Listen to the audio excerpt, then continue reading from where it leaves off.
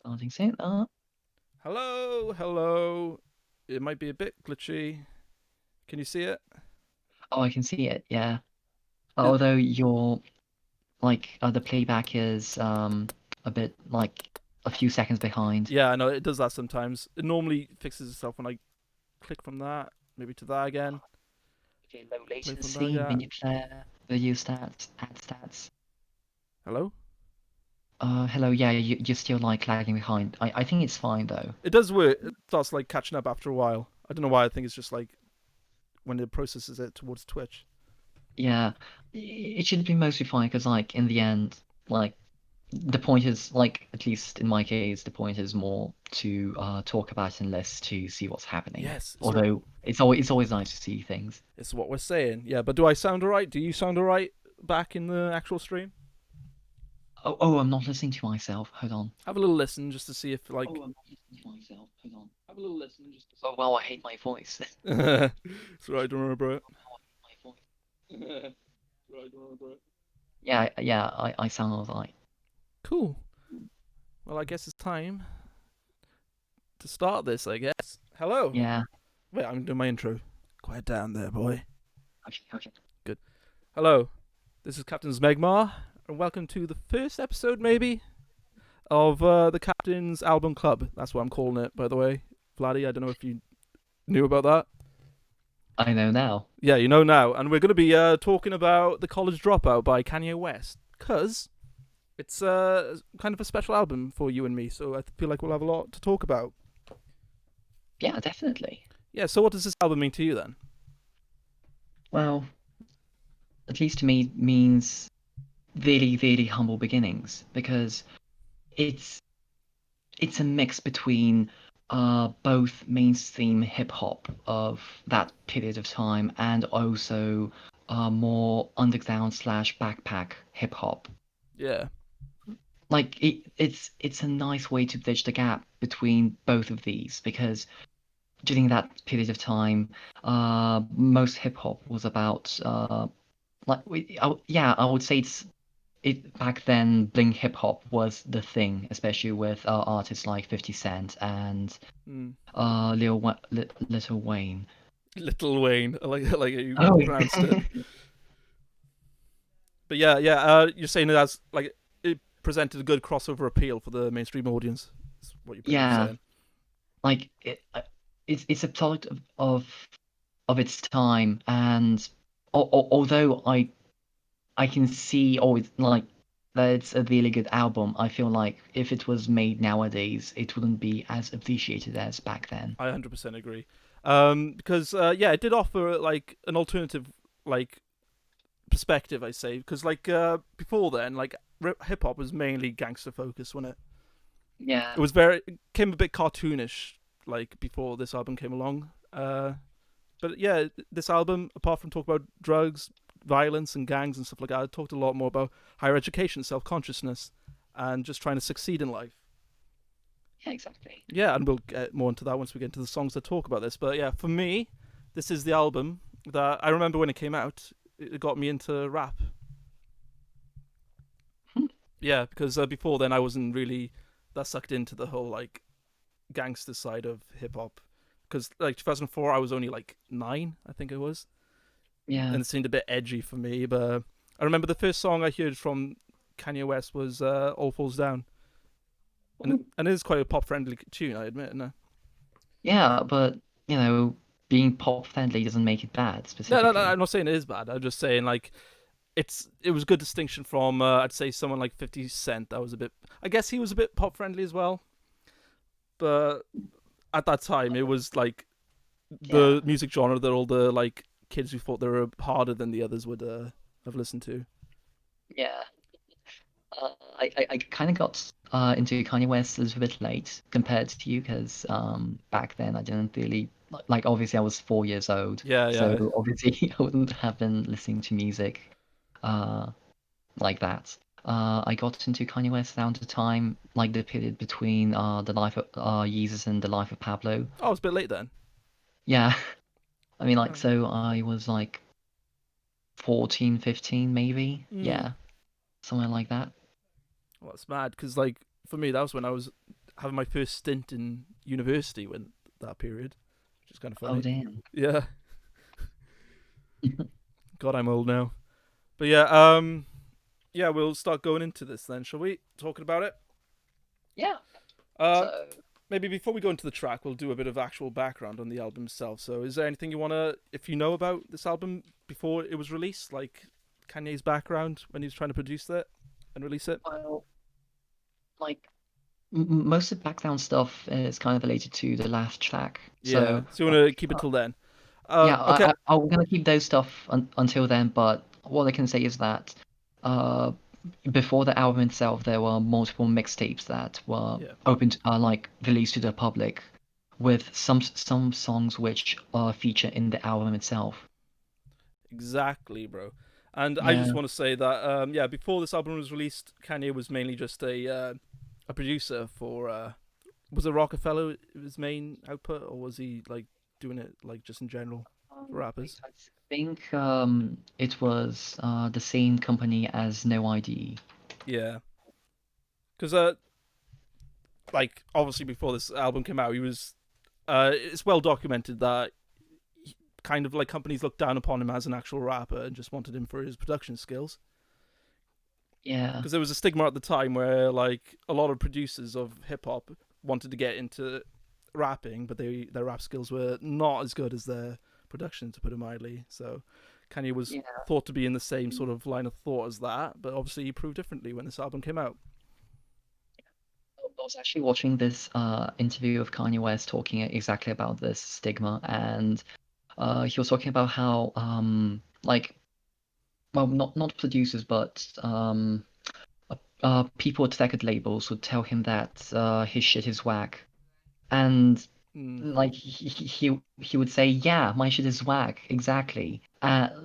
Like back when I started producing, I was whack as well, but over time, I grew, I became better, I overcame all the challenges, all sorts of things, and I became a fantastic producer. So why can't I become a really good rapper as well? Yeah. But I'd say even then, like we'll get into the maybe some of the lyrics. I didn't write any of the lyrics down, but I'll try and do it from memory. But we'll look into his lyrics. And I say he was a good lyricist back then, even though it was his first like debut. I guess his first album, a debut means first, but yeah, I mean, the there was interesting definitely thing, room for improvement. I will admit, but yeah, I would say that even back then, because nowadays he's well known for collabing, like working with other people a lot when it yeah, comes to practically every single song on his albums. Even back then, he would use this a similar system where he would co-write his songs. Like you can see that even in his very first song, "We Don't Care." mm. Like I looked into it, and surprisingly, the co-writer is one of the most like he's a really famous music writer for all kinds of hit songs in Oh, the is it? past. Well, like specifically rap or just in music in general. Just in general. Oh, cool. But the thing is, because we obviously don't know the Kanye's process in the writing room, we can't really say how much input like other writers Yeah. or producers have had on his music. Yeah, well, I would say with this album, he probably had the most input of his own lyrics compared to his other albums because, you know, he was just trying to make it so he had no sort of credentials as a rapper, so he did have to Yeah. rely on his own talents. But I think he came through with it. Hello? Uh, oh, hello, you kind of cut off. Sorry, I think the streamer maybe heard me. It wasn't any, I was just babbling. Anyway, let's go straight into it then. First, Okay. I got a little thing that I want to do. We'll go right into the intro of it. One of the first Oh, four skits that you hear in this album. So oh yeah. do you wanna say anything about it? Do you wanna explain it? Well, I think the intro itself, like it speaks for itself. Like Yeah, obviously it's setting up the entire album. It's yeah. not really what were they called? Um, it's a it's a thematic album, but it's not really it doesn't really follow a specific coherent Yeah, like narrative. it's not a concept album. I think you're trying to Yeah, say. it's not a concept album. Yeah, but Like the it does present the more the college esque sort of scene that he's trying to get with this yeah, album. like it's the introduction is made by the comedian Yeah, Davis yeah. who's actually he's impersonating this other late I think he's British comedian. Oh, really? Yeah, I think so. What D Ray is British or the person he's impersonating? Who he's Oh, impersonating okay. because like DV is still alive and kicking. Yeah, okay. Yeah, I need to look into that. Like like from what I remember, like I was reading about it. Supposedly, he was invited in the writing room, and Kanye just told him to just do something, like to say stuff. And at first, he had no idea what to say, so he was just rambling on and on until he put on this not so perfect impersonation, but Kanye found it really, you know, he thought he had found it right Yeah. there and then, and he started giving him a bunch of ideas, but D-Day was like, I'm just gonna freestyle it, and Well, so Kanye just, did D Ray come up with the like teacher sort of like persona? I think so. I think he just started talking all sorts of things, and then he like Kanye just took the things that he thought were cool and put them in the album. Yeah. Well, another thing I want to say that's good about this one intro is that it does like kind of prelude the fact this album does delve into a bit more like issues not normally seen in rap albums before. Like it does like sort of hint at like a higher education sort of angle that it's taken. Like Yeah, taking the role of a yeah, teacher, talking to Kanye, saying he wants him to make a song for all the other like faculty or whatever. yeah. And yeah, like literally that was kind of unheard of at the time. And was there many skits put into rap albums before then? I assume there might have been. I think back then, skits were really common. They were common, were And they? and the thing is, I think most people didn't like them too much either. I like them. It like makes an album more than just like a collection of songs. I mean, yeah, yeah, I can see that. Yeah, Though, it sort of gives it I, more I life. I feel. but I feel like it really depends on the skits because like Yeah, it can just be it can just be plopped there out of nowhere for no reason at all than to pad some time. yeah, I know what you mean. Well, did you like these skits then? I thought they were pretty funny, especially when it goes around to the. We'll talk about it later. Their school spirit sort of I flavored I, skits. I think like from the Kanye albums, like which have skits or like some sort of interludes. I think the College Dropout has the best interlude slash skits Yeah, of them all. because the other major one we'll talk about it when we get to it, but is the late registration that has skits as well. Yeah. But yeah, we don't need to talk about that now. And let's go into our first track, shall we? Oh yeah. Otherwise known as "We Don't Care." What's your thoughts on this little song, little ditty? Do you have anything you want to say about it? Well, uh, well, I actually like Do you like it?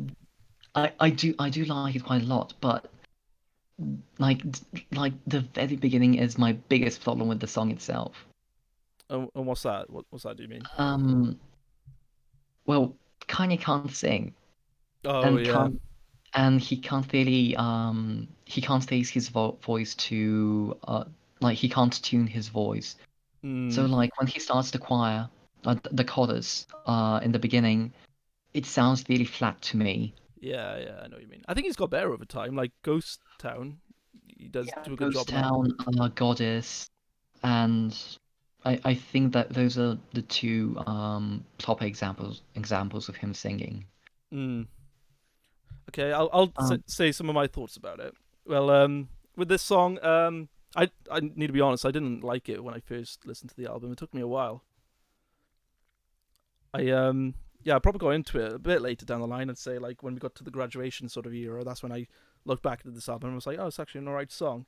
And it does. The song itself gives forth the mantra that you shouldn't care what people say about you, and you should go things your own way. Really, it talks about how survival is priority, and that selling drugs, I guess, is just a way to survive in this world. Although it does also give a slight satire on the whole gangster mentality of like the drug trade of that's seen in hip hop music at the time.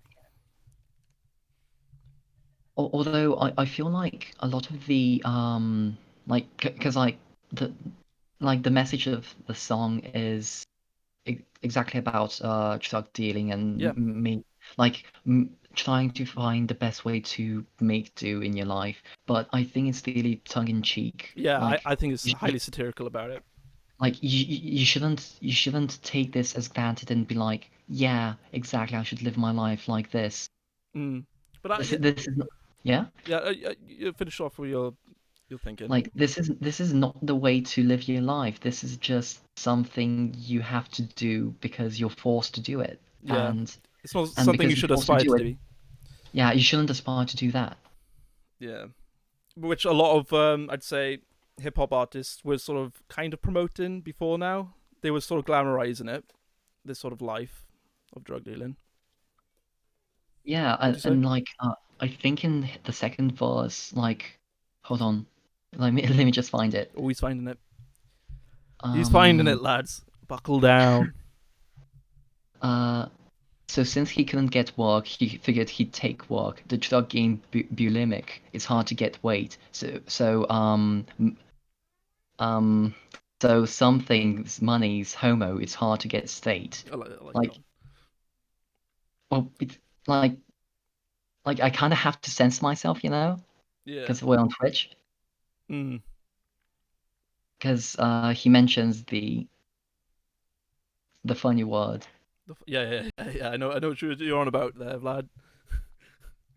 So with these lyrics, he's saying that it's really difficult to get out of this life. Like once you and do begin doing that, it's impossible to stop.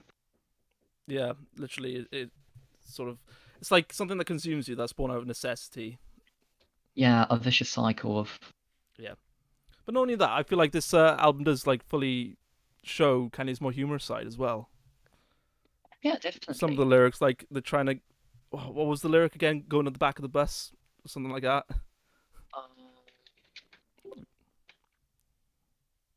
I shouldn't. It's in that song. Yeah, it Um, it is. I should have pulled the lyrics up. But now let me do that. oh, they try to put me on the school bus with a space for the wheelchair. Yeah, saying like Oh yeah, like it has some humorous sort of moments in this song, and it does show he's not yeah. doesn't fully take himself seriously as a rapper. Well, yeah, because obviously he had nothing to prove.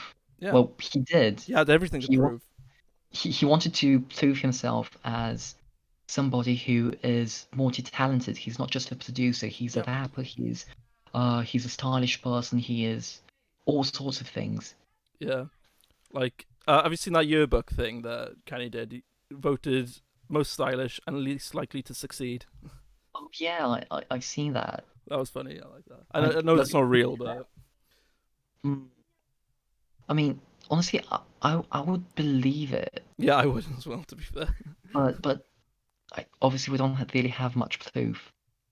Yeah, I know. If you have any last thoughts about this track, say it because I need a tweet out that we're live. Okay, well, honestly, like it's not my favorite track from the album itself, but I think it sets the bar high. Although like the very beginning is kind of off-putting, at least to me, because like when I listened to the College Dropout for the first time, I was like, what the fuck is this shit? But like once the chorus kicks in, like the I think it's some sort of church choir that he's paid to sing the chorus later on. I think it works really well, and in fact, like it drowns out his voice while they're singing the chorus. Yeah, and how do you feel it? Sorry, and how do you feel it goes as an intro track to the actual album? Does it do its job? I think it does a job because obviously it puts into perspective that yeah, no matter what, people will like, especially the black communities, does end up like this out of necessity, and it does help into um like moving the entire album into other topics. Like this is just an introduction. It's not really that deep. It's just a way to present the issues and perhaps later on analyze them further. Nice. Cool. When I'm almost done. It's taking forever to do this tweet. Mhm. Um, It's okay. did it link to my actual? Oh, I didn't. And the production. Okay, production wise, how do you feel about it? Um, Actually, that I kind of forgot to look into the samples used here, but I think the production itself isn't that special on this specific song. It is good. It is really good, but well, that's actually a thing about the album itself. I feel like compared to his later albums, the samples are more about what they sound like and less about what they mean. Oh yeah, yeah, I agree. And isn't this his first instance of the chipmunk soul sort of style he does? I think it appears much earlier. For example, the Blueprint by Jay-Z, Oh which is yeah, yeah, yeah. That's right, actually. like the big fake house album for Yeah, Jay-Z, 100%. which featured Kanye's Yeah. sampling and production. In many ways, it was a breakout for Kanye as well. I feel it shows his Yeah, talents. definitely, but as a producer. Yeah. Okay. Next. Okay, I finally managed to tweet that tweet, which I did mistakenly. All right. Let's talk a bit about graduation day. So it's the one skit coming straight after the first track. Um, Yeah. I feel as a second skit. I know. I know. What do you feel about it? Well, so obviously it's featuring Duvet again. Um, Mm. I hmm. Well, I mainly had one thought on this, and I say it sets up the concept that Kanye is essentially just speaking throughout this entire album, then from the perspective of like a dropout who still made good with his life without a degree. Yeah. Like this entire skit's about him being like chucked out of college, looked down upon because of what he's saying. They called him the hard R.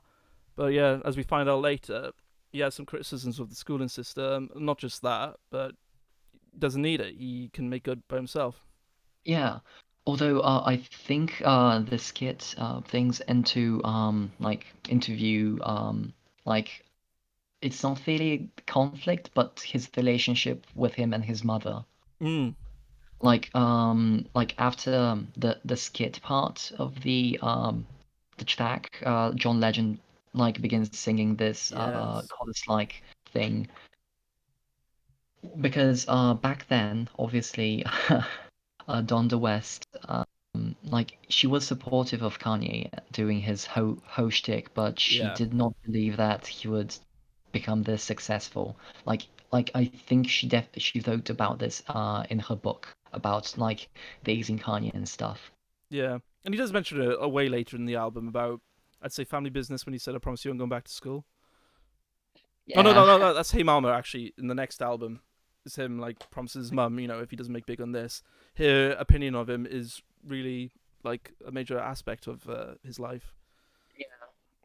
But yeah, as a Although second skit, I'd say it does come in a bit soon after the first. Like, at this point, we just want to listen to the songs, I'd say. yeah, yeah, I feel like it's overloading it a bit too much with Yeah. Especially right at the just start as well. yeah. Plus, like it's his first album, Yeah, I know. You don't want to get too bloated with this. You do kind of need to keep the and you're people like, listening. who are these people? Why are they talking? Yeah, like it makes the listener wonder, like, okay, is there going to be a skit literally after every song? And that's something you need to like consider. I feel if you're trying to make it big with your debut. But then it goes straight into one of my favorite songs on the album, "All Falls Or Down." so, what have you got to say about that Well, I song? have got my little black book actually, which I wrote some thoughts down. Ooh, Yeah, it's not a lot actually. It's just so I don't get all confused. Um, yeah, as a message, I'd say it does kind of point out that it does go against the grain of rap music, that which was concerned a lot about materialism and consumerism. Whereas he does mention a bit later on, like we're all just self-conscious at the end of the day.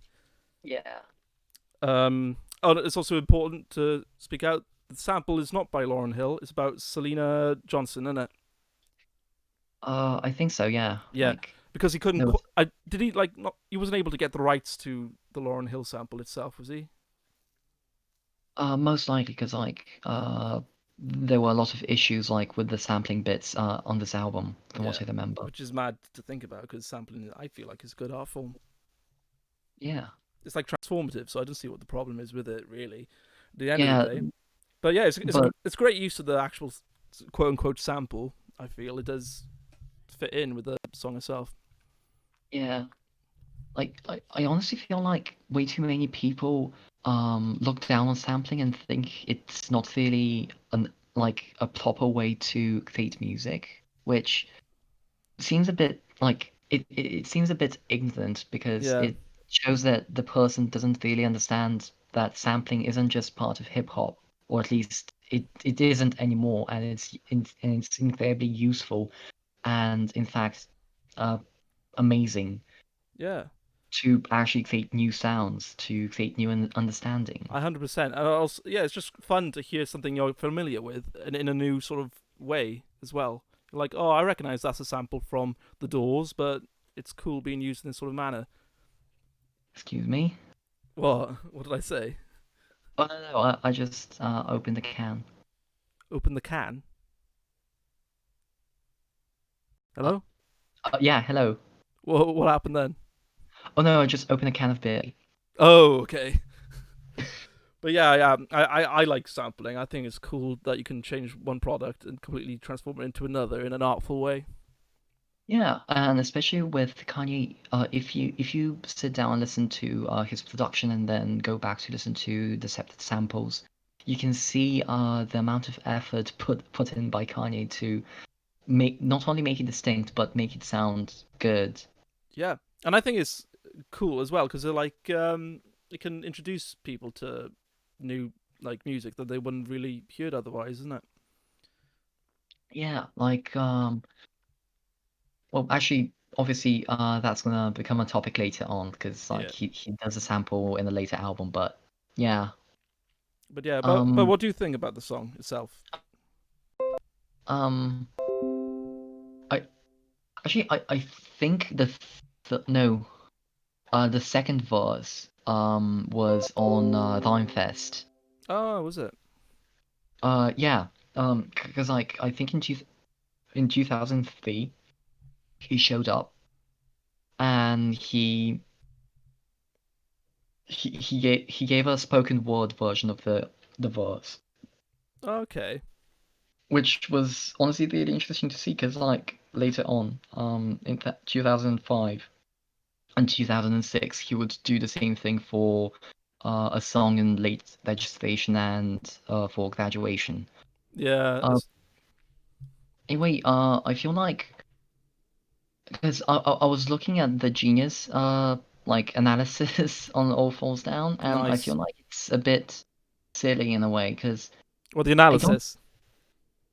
uh well it's not really an analysis, it's just like a breakdown of the lyrics, but I feel Yeah. like it's not exactly correct in a lot Okay. of ways. Why? What's wrong with their breakdown compared to yours then? Well,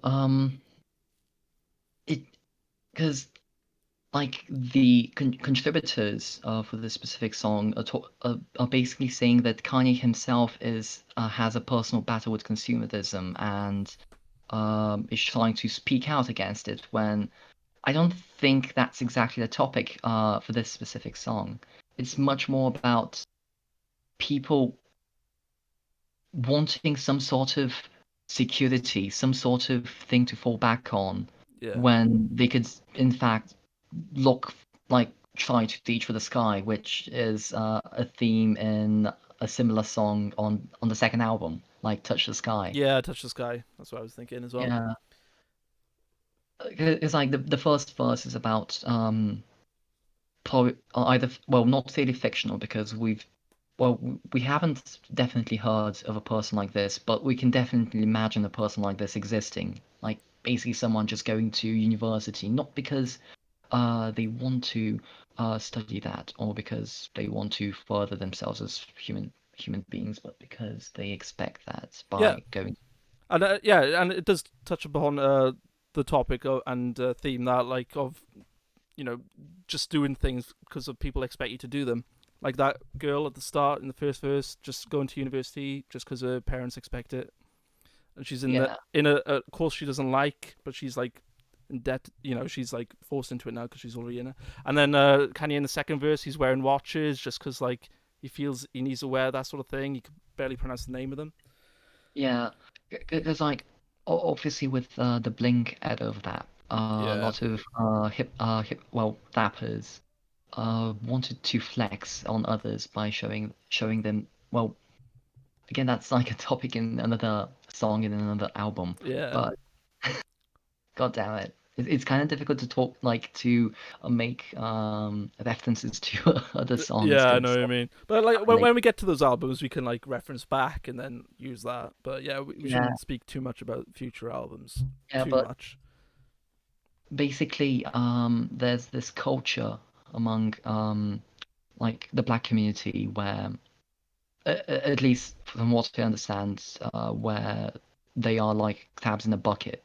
Like they see a Yeah, successful black person and they immediately talk shit about him. They think that he's an Uncle Tom, that he's just like he's forgetting his black roots, that yeah, uh he needs to he needs to be this specific way as a person when in fact like you can grow as an individual. You shouldn't let others like you shouldn't let others affect your self-esteem, yeah, which is something that Kanye West is pretty much always talking about. Like he's always talking about being confident, being like acting for yeah. yourself, Be yourself. Don't care be what other people yourself. think. Or like as like one quote of his is that if you're a fan of Kanye West, you're a fan of yourself. Yeah, because he's Yeah. unapologetically himself, even to the modern day. He has a lot of opinions. A lot of people don't agree with, but fair enough. He's stayed true to himself. Yeah. And I got a little story about that Uncle Tom sort of anecdote you did. You know where it comes from? I don't know the exact historical Well, reference. it comes from Uncle Tom's Cabin, a story back from the 1800s, and it's very anti-slavery. Uncle Tom, the character himself, hid escaped slaves, and then he himself got killed because he refused to give up their location. But because it was in the 1800s and they wanted to make plays about it, the American, like, I guess, play makers, whatever you call them, I don't know what you call them, they somehow turned the Uncle Tom story into a pro-slavery thing where he was very like pro his masters and stuff. So originally, Uncle Tom should have been seen as a progressive sort of figure, but he got molded into something bad, which I find Yeah. interesting. It's nothing to do with this album, but you said Uncle Tom, and it just made me think about it. Oh yeah, but it's the term like is used in this particular case. Yeah, yeah.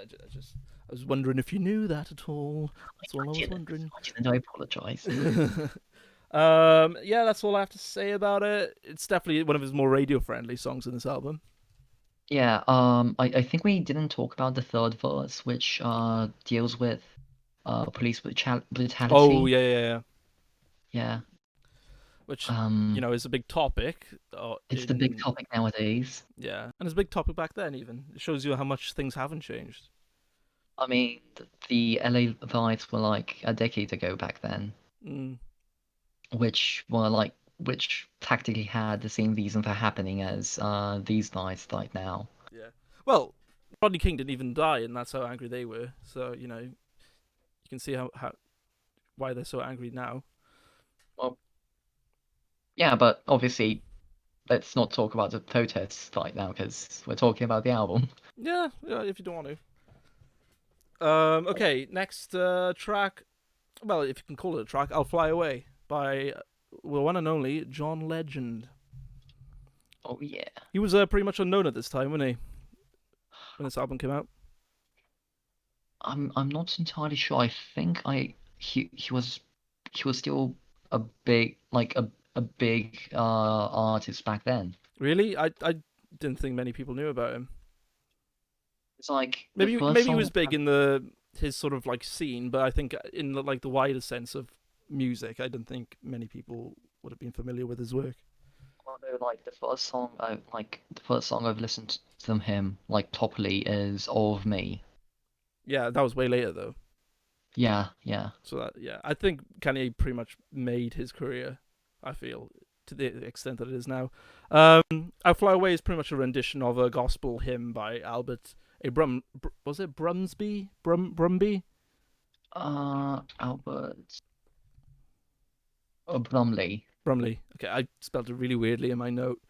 But yeah, it's just a rendition of that. Do you think it works well within its place in the album? I think that like well, it's not really a skit, but Yeah, this interlude. it's in that weird like middle ground where it's not really a skit, but it's a very short. It's kind of familiar to Frank's track in Life of Pablo. Yeah, although it doesn't really link to Yeah, either. it doesn't link to it, any of the songs, and I think that's sort of does show one of the flaws of this album, that it does be a bit inconsistent at times. I feel Yeah, it but is pretty much just Kanye just trying to just show all his talents at once, really. And that's pretty much what yeah, this album is. You can see he's trying to connect the dots with a couple of themes and issues, but yeah, yeah, and like fortunately it did work out quite well. yeah, I liked the album when it came out. And also, what's your favorite cover? The red cover or the white cover? Oof, I think the white cover. You prefer the white cover? I prefer the Yeah. red. Well, that's the one I'm used to be honest. But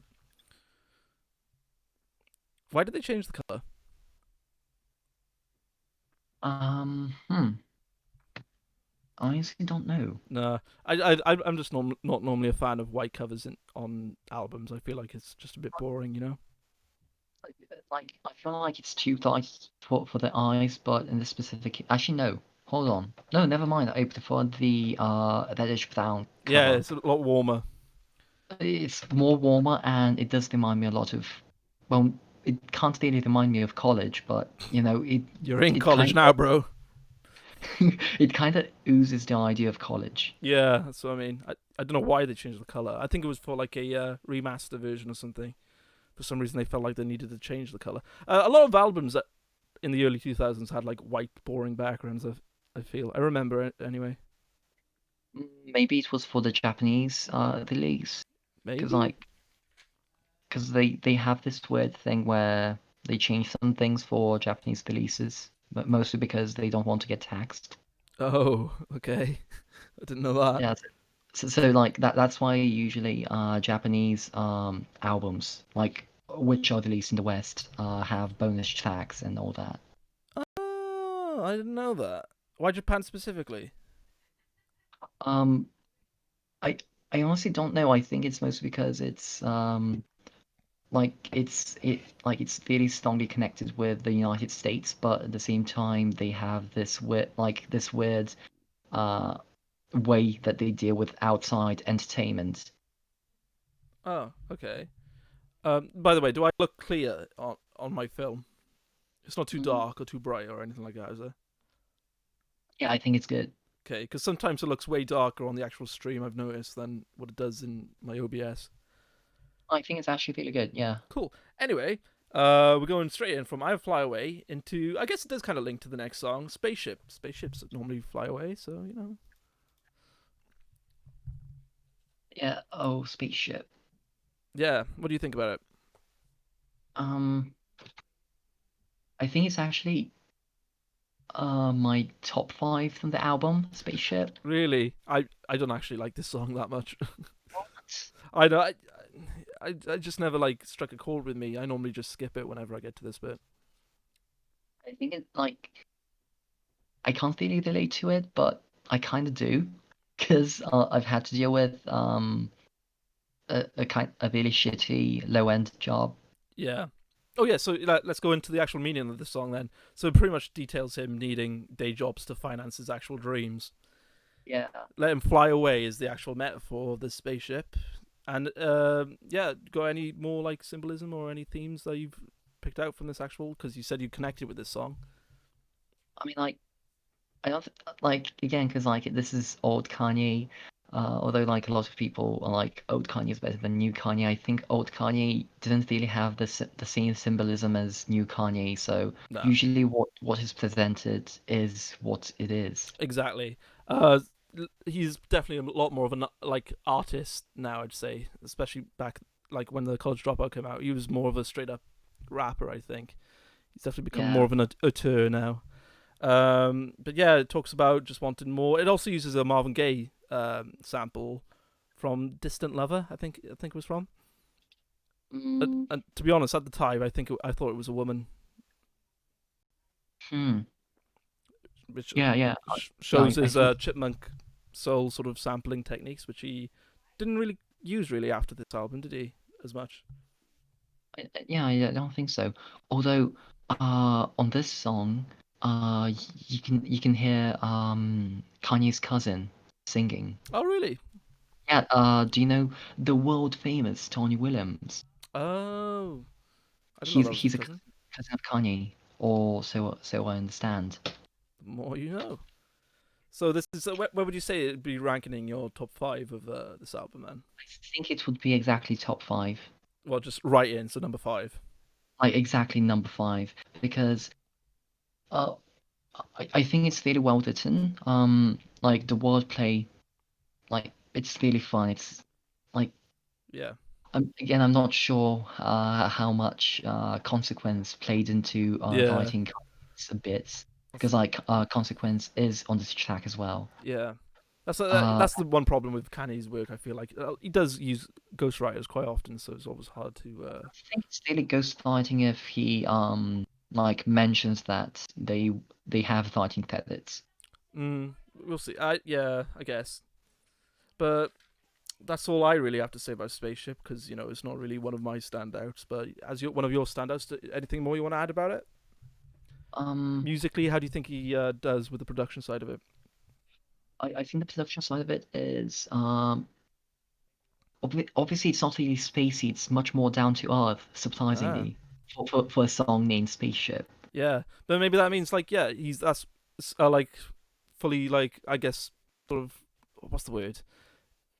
Because it's down to earth. That's where he is at the moment. The spaceship is something he aspires for, which he Yeah, hasn't it's got something, quite yet. So, yeah. and the beat kind of reminds me of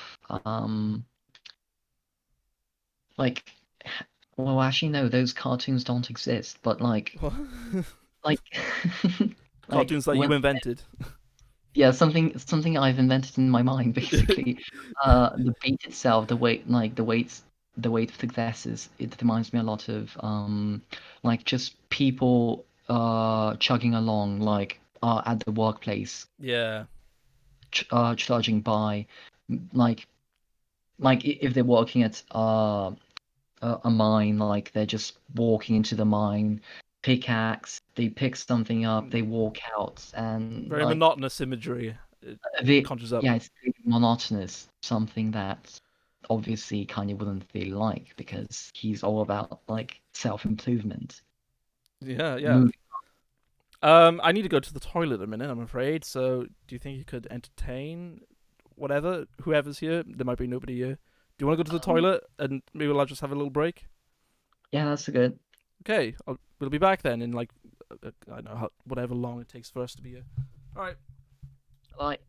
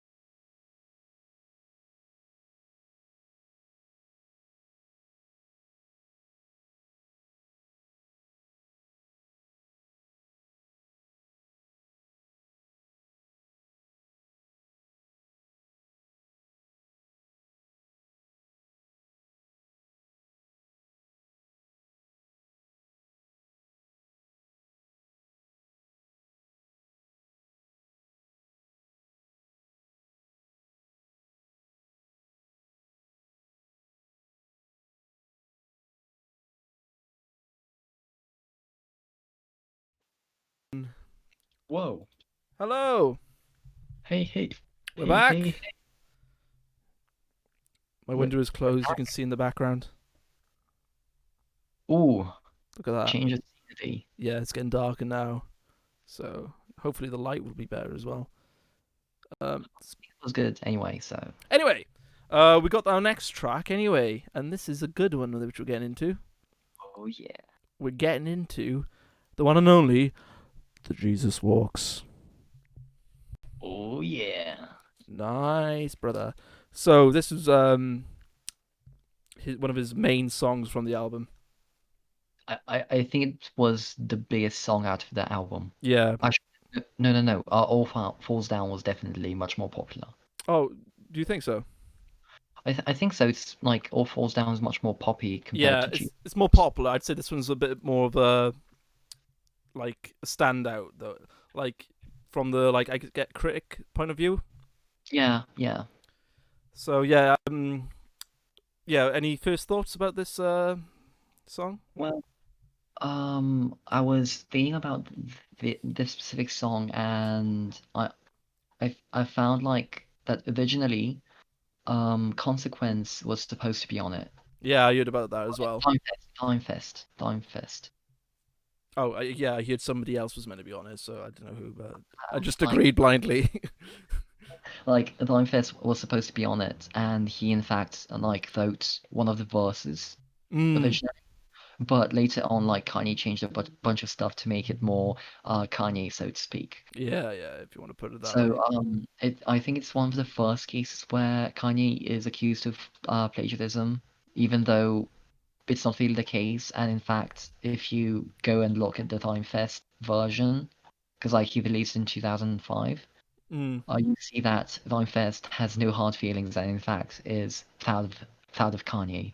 yeah, which is cool. Shows his own talents. It's an interesting history to this song. I feel it really went against the grain of what was the norm in the music industry at the time, where it didn't really talk about any real religious sort of topics, especially in Yeah, pop music. Like in things like country and that, I think they were alright with it. But yeah, in popular mainstream music, they didn't really want to touch on religion in this sort of manner, and it was one of the main reasons why this album had so much trouble being picked up in the first place. I feel. mm, I'm not too sure about the fact that this specific song is talking about religion. Oh, hold on. Well, it mentioned that's the point. It doesn't really go into religion as a topic so much, but the fact it was literally the title of the actual song, "Jesus Walks," it Yeah, just Jesus walks. it scared a load of like executives being like, "Oh no, what's he on about?" And as a hip Yeah, hop artist, it's you know, a tough hip hop at thing. the time was a bit controversial, so they thought he was going to get a bit more controversial in the actual song. Yeah, As like which Kanye mentions later on in the actual song, he's like, I can talk about murder, like pimping, all this stuff, shooting somebody, but I can't talk about God and it won't get played.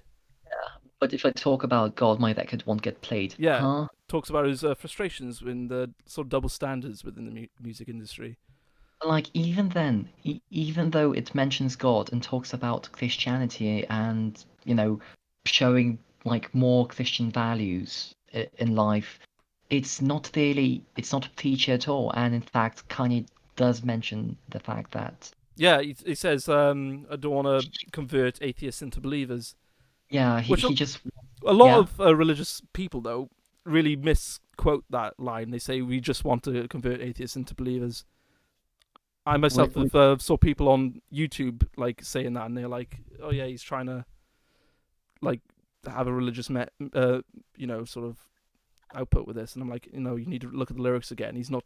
That's what he's saying. He's not trying to convert people. He just wants to express himself, really. and in the end, I don't feel like a single song like about God is going to suddenly convert someone into Exactly. believing in Christianity. Although Yeah. it is the first precursor to Kanye's more religious side, even though it's not explicit. Because I think before Oh, now it wasn't really known how much he valued the sort of his faith. I mean, I would say that even his previous songs kind of play with the idea of some um more Christian values, Yeah, which could be assumed are attributed to his mother, because yeah, you yeah. know he had a really I think he had a really good upbringing. Yeah, he did. He Like, was that was one of the main problems as well when people tried to take him seriously as a rapper, is that he came from middle class art college background, and they were like, "Well, what are you going to talk about if it's not all these other subjects that other rappers was talking about at the time?" a mama's boy. Yeah, Mama's Boy. He never like tried drug dealing or anything like that. But Yeah. I guess he proved with this album that there are other topics that you can talk about through rap, Yeah, and you and it, can not only talk about them, but you can also express them creatively and in a way that they can entertain other people. yeah, and I think that's one of the main aspects that led to this album being a very mainstream crossover sort of album.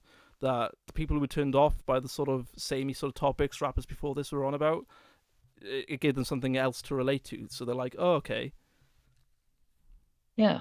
I think it's one of the ultimate non-rapper hip hop albums. Like if you're not into rap, I think you could potentially enjoy this yeah. album And nonetheless. like with me, it was a very good gateway sort of album into the actual genre as a whole. Helped me appreciate it. I think this song would also figure in the top five, Yeah, but I'm not too sure where exactly. I think for me this would be my three. I think it would be. I think second would be All Falls Down, and we'll get to my first a bit later on. Yeah, I'll probably like actually put together my top five once we get to the end. Nice. I'll probably do the same as well. And another Yeah. thing about this song before we move on, I feel like sonically it is a really good standout sort of track Oh in the yeah, album. like the I wouldn't say it's Christian, but the Yeah. chanting I Boom, think boom, works, boom, boom, boom, boom, boom, boom. but and it also fits really well with the intro Yeah. about terrorism, racism, like the constant conflict between people, which also figures quite a lot in Christian scripture. Yeah. And he uses a sample from like military training as well, didn't he? Right at the start. Oh yeah, yeah. And I like it because it adds in with the. Have you seen the music video to this? I think they're like two versions. Yeah, there is. There's one where like Kanye is like preaching to people, and then there's like one with this where they like sort of associated like army culture with prison culture. Oh yeah, which is also something that Kanye talks about not only in his music but like outside, like Yeah, within his, I wouldn't say activism, but his public outbursts. yeah, yeah. Let's put it at that as well. And also, it does have a KKK member in the music video, but at the end, it shows him sort of, I guess, getting redemption or his start in redemption, which I, Perhaps. I guess Kanye is no stranger to his own redemption arcs as well. He's gone through like three now at this point. Yeah, and potentially he might go through yet another one. Yeah, we'll see. But yeah, was when you had that whole George Bush is a Oh racist yeah, advert? George Bush doesn't care about black Yeah, people. was that after this album or was it after his second album? I think it was after the second album. Okay, so we won't really go into that much, but yeah, Jesus Walks. Yeah, it does. Like we said, it is very different to other rap music at the time. Yeah, Production wise as well, it does sort of. It's like epic to listen to. it's actually kind of interesting how this song became a hit. Like not to the level of All Falls Down, but like it was really popular. But at the same time, uh, because he was showing this song exact to different record labels, Yeah, like because like he did want to be signed by someone, he would show them the song, he would rap it in front of them, and he would get laughed at.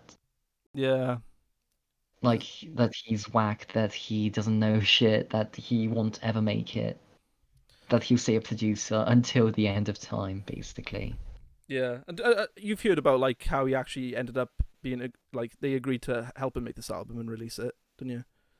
Yeah, I think they were planning on putting Consequence, I think, or Common Yeah, on the album. So even if it's whack, like they would just pull their own weight and make sure that the album is yeah. good enough. And also, the record labels themselves were scared that if they keep on denying Kanye his actual like chance to make his own album, that he would just leave the label he was at and just go to a different one. Yeah, So they like sort of felt obligated to like, okay, just give him his own little album, and it doesn't really matter if it's too much of a flop. But yeah. yeah, Because in the end, he's just gonna come back to producing. He's got to make money, you yeah, know. they wanted him from his production skills more than his actual rapping skills. Yeah. Yeah, so I guess that's all to say about Jesus Walks, and an epic moment in the actual album itself, and sort of does show his sort of skills in this department. Next one, well, another one of my favorites, Never Let Me Down. Oh, I am not a fan of it. Oh, I can tell you why. Is it because of the Jay-Z sort of part? Oh, no, like I don't mind Jay-Z too What much. I felt for me in this song in particularly, Jay-Z's rap was just completely inconsistent with the other like verses in this, because he raps about him just making number one albums, where the other verses are more about overcoming racism and undefeatable odds. And then you just get Jay-Z in there randomly being like, "Oh yeah, I make number one albums and stuff like that." Like I can't really explain. It's just kind of a instinctual feeling of just being like, I don't know, Yeah, like because I love the chorus, but there's definitely something wrong with one of the verses. I'm not sure if it's specifically Jay-Z. I think it's Jay Z, because I think the song was made when like it was just like a put together song. It wasn't like recorded as in mind as one single like song. Kanye was just like, okay, I recorded Jay Z singing this bit, so I'll just put him in this part of the song, because Kanye only recorded his verse for this. You've heard about it. Yeah, You've seen the video, haven't you, with Pharrell and Kanye rapping his part? I know that. Very famous. Yeah, like Thales' action was fucking. Whoa! Whoa! I think that's important as well, especially for Kanye. He's like, oh yeah, people do actually think I'm a good rapper, when like people before Pharrell probably put him down a lot. Mm, although I still like kind of off topic, but I can't believe that Fidel is like 50 at this Yeah, point. I know what you mean. He looks exactly like he did in that video, which I watched. Yeah, it's fucking insane. Yeah, but yeah, this song does like show off Kanye's more lyrical side, because I think it is very good, his verse. mm, I think it's good, but like I for some reason I still skip it quite a lot when I Yeah, listen to for me, Dropout. I did used to skip this like part a lot, but like watching that one video didn't make me appreciate this song a lot more. But Mm, yeah, when it really ends with Kanye's bit, I do kind of just skip over. Then I'm like, okay, I don't really have much time for this. although I did make sure to like to listen to the entire album properly before this Cool. session. With a fresh listen, did you pick up anything new? Mm, not really, it's just a song. You do not know what sample does it use? Do you know? Uh, I don't know. Yeah, me neither. To be fair, this is one of my least looked at songs as well, but I do like it just for that one verse that Kanye does give. Um, yeah, is that all you just want to talk about it then? Actually, I think the chorus might not be a sample. Oh, it's not a sample, is it? I think it might actually be An like original? that. What? Yeah, That's cool. Yeah, that's all right. So let's go on to the next one then.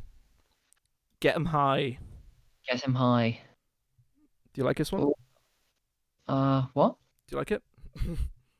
Get him high. Um, I actually think it's pretty good, even though it's a bit more obviously a bit more bling.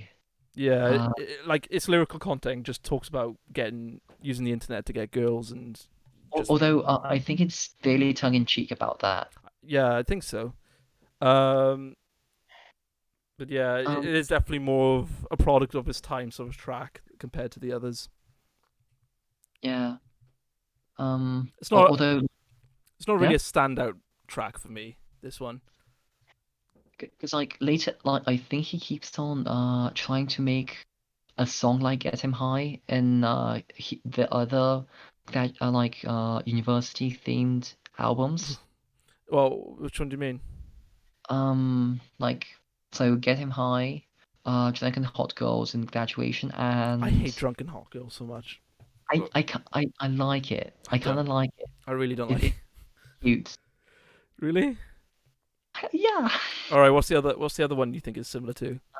Late legislation. I forgot the proper track list. Um, what was it? Oh God, I'm embarrassing myself. How can I call myself a Kanye fan if I How don't can remember? you call yourself a Kanye fan if you can't? Yeah. Jeez. Uh, well, I think it's like more related to tech music in Oh, some way. I like crack music, bro. I like it. Yeah. I'll probably talk about this when we get on to that album. But just the sample, the drum sample is the same as the power Oh in yeah, crack. yeah, yeah. I think that's cool. I never noticed that until somebody pointed it out, and I'm like, oh yeah, it is. That's cool. It's funny how like a drum can be like in so different songs, really. But yeah, anything else you want to say about Get 'Em High? Production wise, what do you think? Get Oh, 'Em High. production-wise, I think it's a bit of the mill. Obviously, Yeah. there's the sample as you mentioned from which can be seen in Power as well. But I feel like if you just analyze it by itself, it's just by the numbers Kanye Yeah, song. especially coming after like songs like Jesus Walks, where you know a lot of thought and care got put into its creation. This one does seem a little less like held in high esteem for. Yeah, it's basically like okay, it's time to chillax. It's time fuck Yeah, college. it's I just definitely want to a relaxing sort of song. I want to follow my heart and do whatever I think is cool. Yeah, Nobody can stop me, so on and so forth. exactly. And yeah, that's all I have to talk about this one. Going into, I'm gonna merge these two together. So we go into a skit that leads on Ooh, to workout plan. Um, oh, ooh, you're laughing. Why are you laughing? because I love this song so much. Okay, I thought you were laughing because you hated it. Yeah, I like the song as well. Um, this is one of the skits I feel really does lend itself into the actual song. Yeah, It goes with the um, theme of it, and it does create this sort of narrative that he's gonna go I with. mean, because like yeah, it does lend itself really well into the song itself because it does um like a glaze over. No, mm, Hmm. I can't speak English, it seems. It goes over some themes which are mentioned not only in the next song but in other songs in Yeah. the same album, like All Falls Down. All falls And down. I think even Never Let Me Down, I think there's also a bit about some sort of vapidness in society. Yeah. Our workout plan. It's interesting because then it leads into the song with a funny little scare. I never really liked the song when I first listened to it. The violin bit sort of annoyed me for the longest time. Hmm. But then like I know I just sort of came around to it, and it's just like a fun song. Really, it does shows Kanye's more playful side when it comes to his music. Uh, I think there's a really interesting thing about the song itself, because like usually rap songs are made in 2/4. Yeah. This one is made in I think it was 7/9. Oh, okay. I'm not sure if it's exactly 7/9, but it was definitely a really weird time signature. I'm gonna hold you to that, man. I'm gonna take your word as golden. Um, but yeah, the song itself is pretty much about it's a metaphor for sex, but it's told in a way of a workout plan, which I think is funny. I mean, yeah, like it's still going through exactly these ideas that existed in society back then and kind of exist right now. That it if instead of working hard to achieve what you want to do, you can just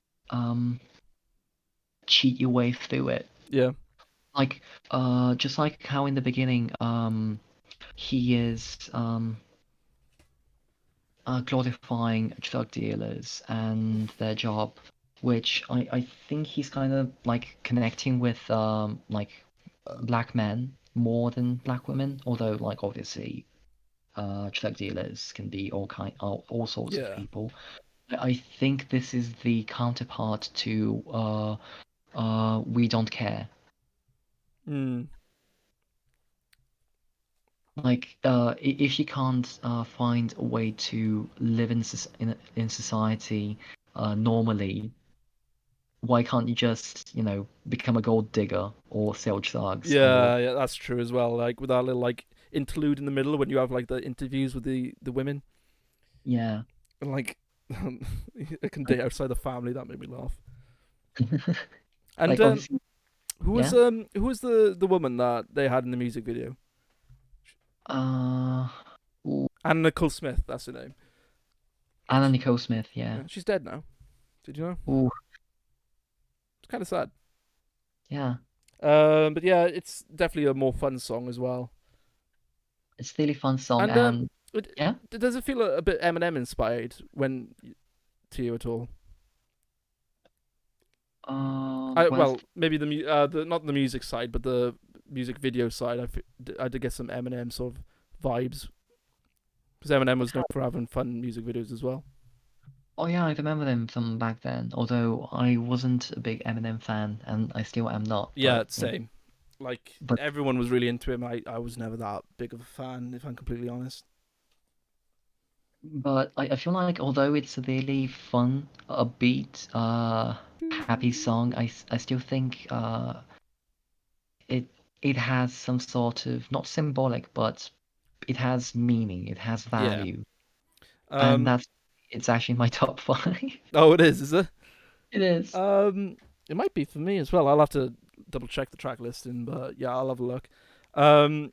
And I like the change ups with the music as well. Like the ending bit, I love. Kanye's workout plan.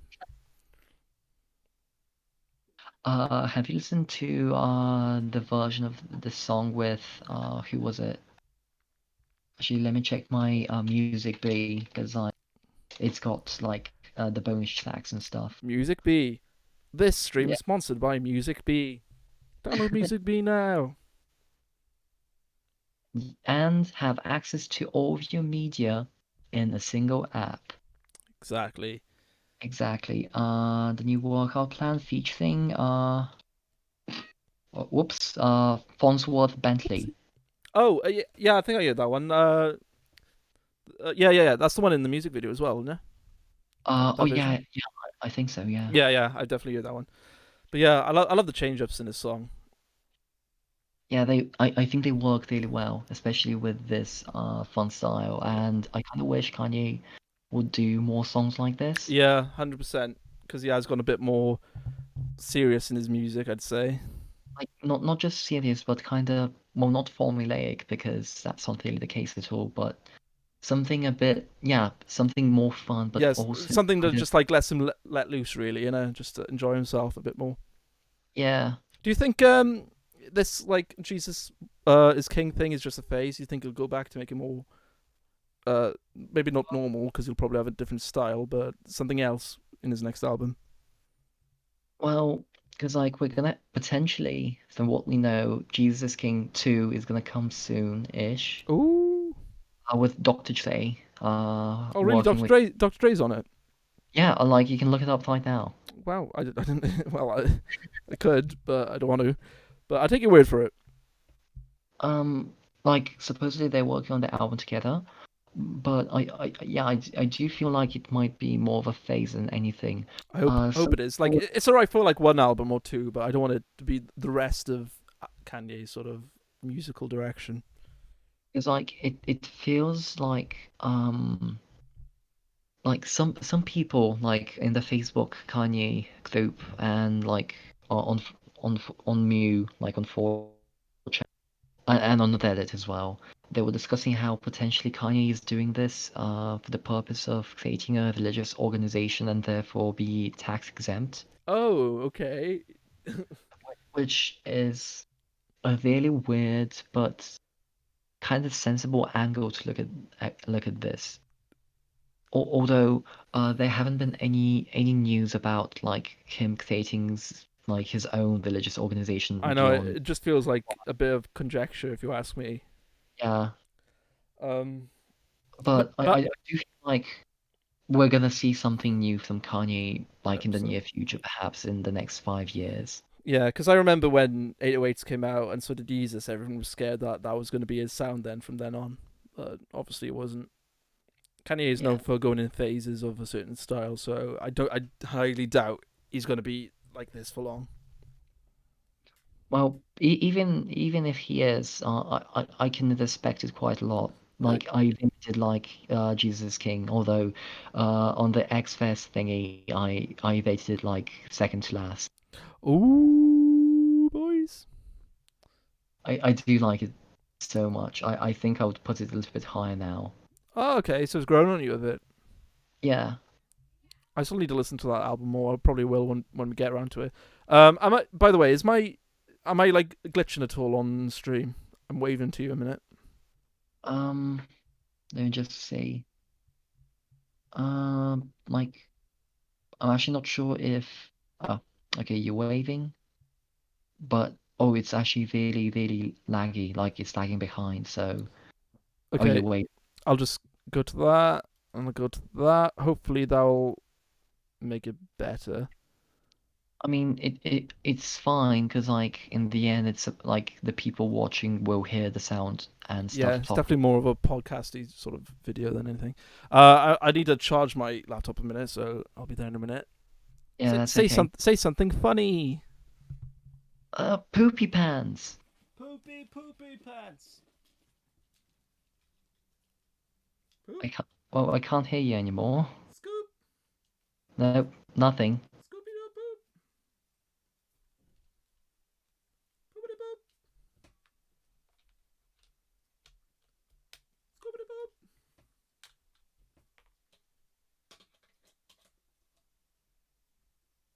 Say something. Barely hear you, mate. Hello. Whoa, what the fuck? What? Oh God, I think it's yeah, it's really lagging behind. Wait, what? Because I'm looking at the screen and like you finally picked up the microphone. Right now? Okay, you're like handling it. You're moving it down. And now you're asking right now. Okay. You're not listening to the actual lit live, are you? Yeah, I'm not. I'm like Yeah, because there's definitely going to be a delay to between what you hear and what is going to be on stream.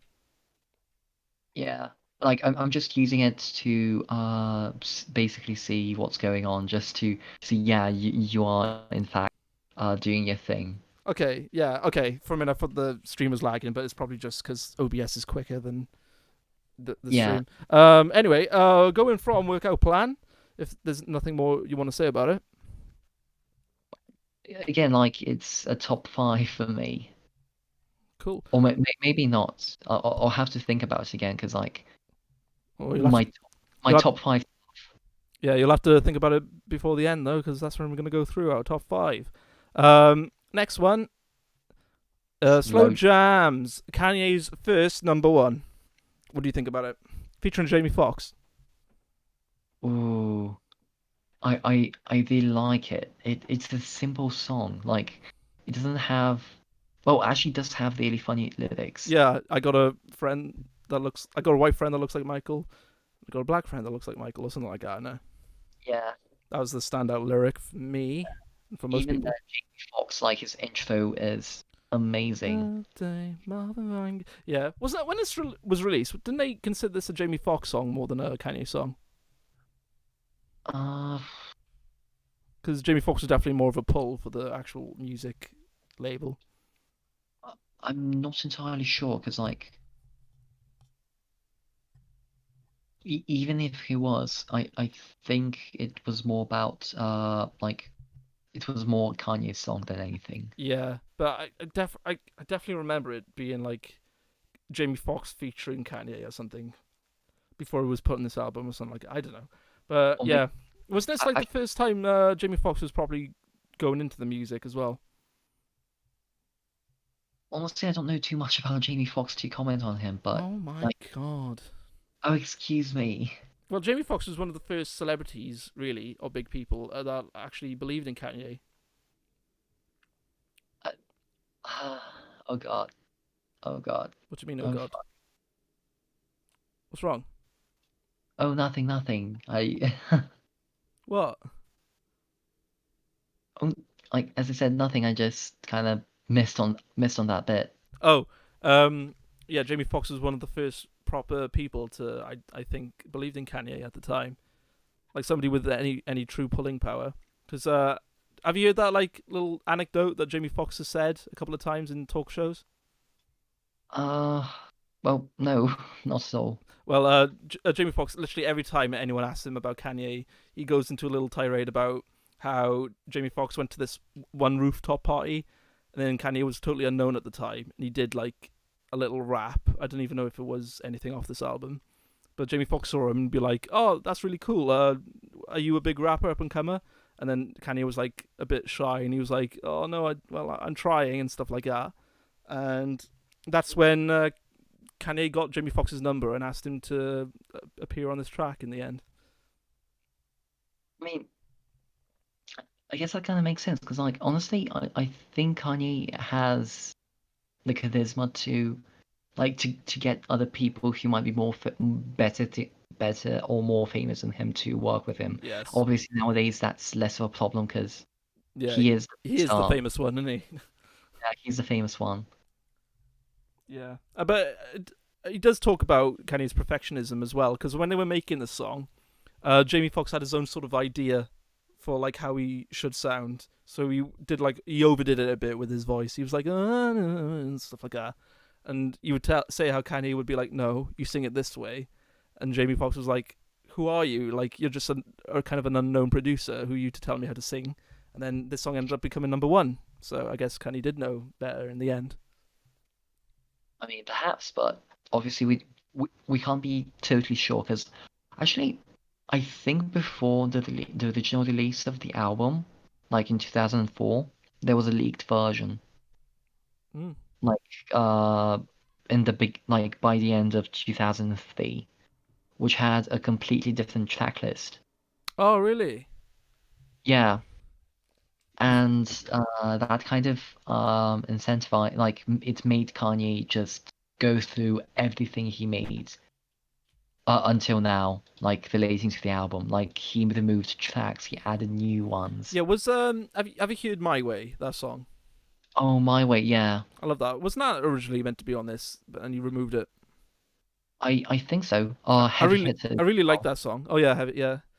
And Hey Mama, like Hey Mama appears on Graduate. No, Late Later, just Stages. yeah, that's a good song. Yeah. I'm gonna talk about that more when we get to that album, but yeah, I'll. That's gonna be a good one to talk about when we get to it. So yeah, is that all you want to talk about slow jams?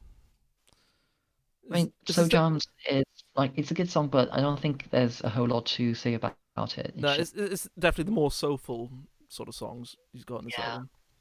like it's really sweet. Obviously it's kind of made as it said for the ladies. Yeah, Yeah. 100%. But yeah, it's not really one of my favorites. Like, I must be honest. Like, I'm not into that sort of slow jam. Um, Next song though, this is going to be an interesting one to see your opinion on. Breathe in, breathe out. How do you feel about this one? Ooh, I'm kind of divided on it. Yeah, a lot of people don't really like this song. Like, I like usually when I'm memeing with other people who like Kanye, we really like to just meme it up because I think especially Ludacris, um, the track has some well not iconic but definitely stands out lyrics. Yes. Would you like to give one as an example? Well, the entire chorus is just Yeah, breathe in, breathe out.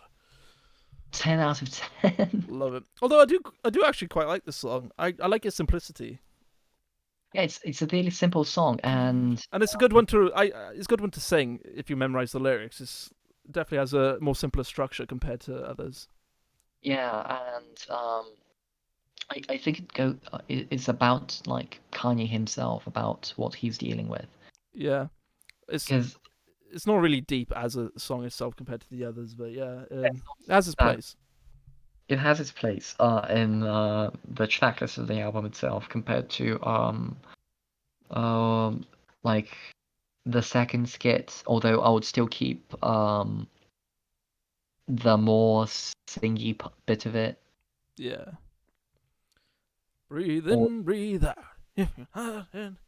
Got my weapon. Yeah, I like this song. I don't see why everyone like hates. I can see why they hate it, not hate it, but dislike it compared to the others. But I think it sounds good. Sonically, it's alright. hypocritical, I think. What is?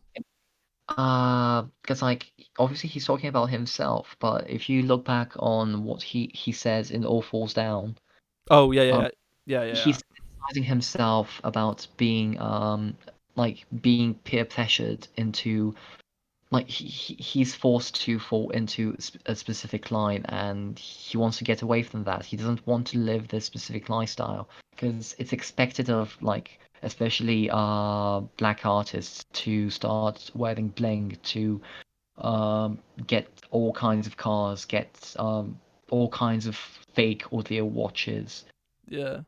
to flex. But while over here he's like, oh shit, so what should I buy next? What kind of crack should I smoke? What kind of change should I get? Yeah. Do you think this song might potentially be satirical at all then, in that sense? Potentially. Yeah, but it is. I can see what you mean. Like, it's one of the album's flaws. It is quite inconsistent with its sounds and also its lyrical content. It has kind of a cheesy line, but I think it's still really good. Yeah, like I don't I hate it. always, I always had a PhD, a pretty huge Yeah, but hit. yeah, that's the classic one that everyone remembers. Yeah, I think that's like one of the standout things on. PhD, PhD. But yeah, going from that one because there's not really much to talk about that song. We're going into School Spirit, including its two little skits that's got around it.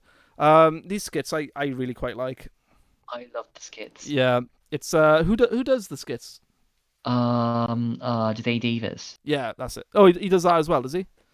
I think he does all the skits. Okay, cool. Yeah, really funny. Like, and it's really relatable now, especially that we're in college, you and me. Can you relate to it more? Yeah, I can relate to it. Yeah, Like it's just it does show how people put too much like focus on, like grad, like, what's it called? What do you get when you graduate? What's the word? Dixie. Degree. That's it. People put too much emphasis on degrees and stuff to be successful in life, whereas it does it with irony, showing that people without degrees, you don't need that really to make it in life.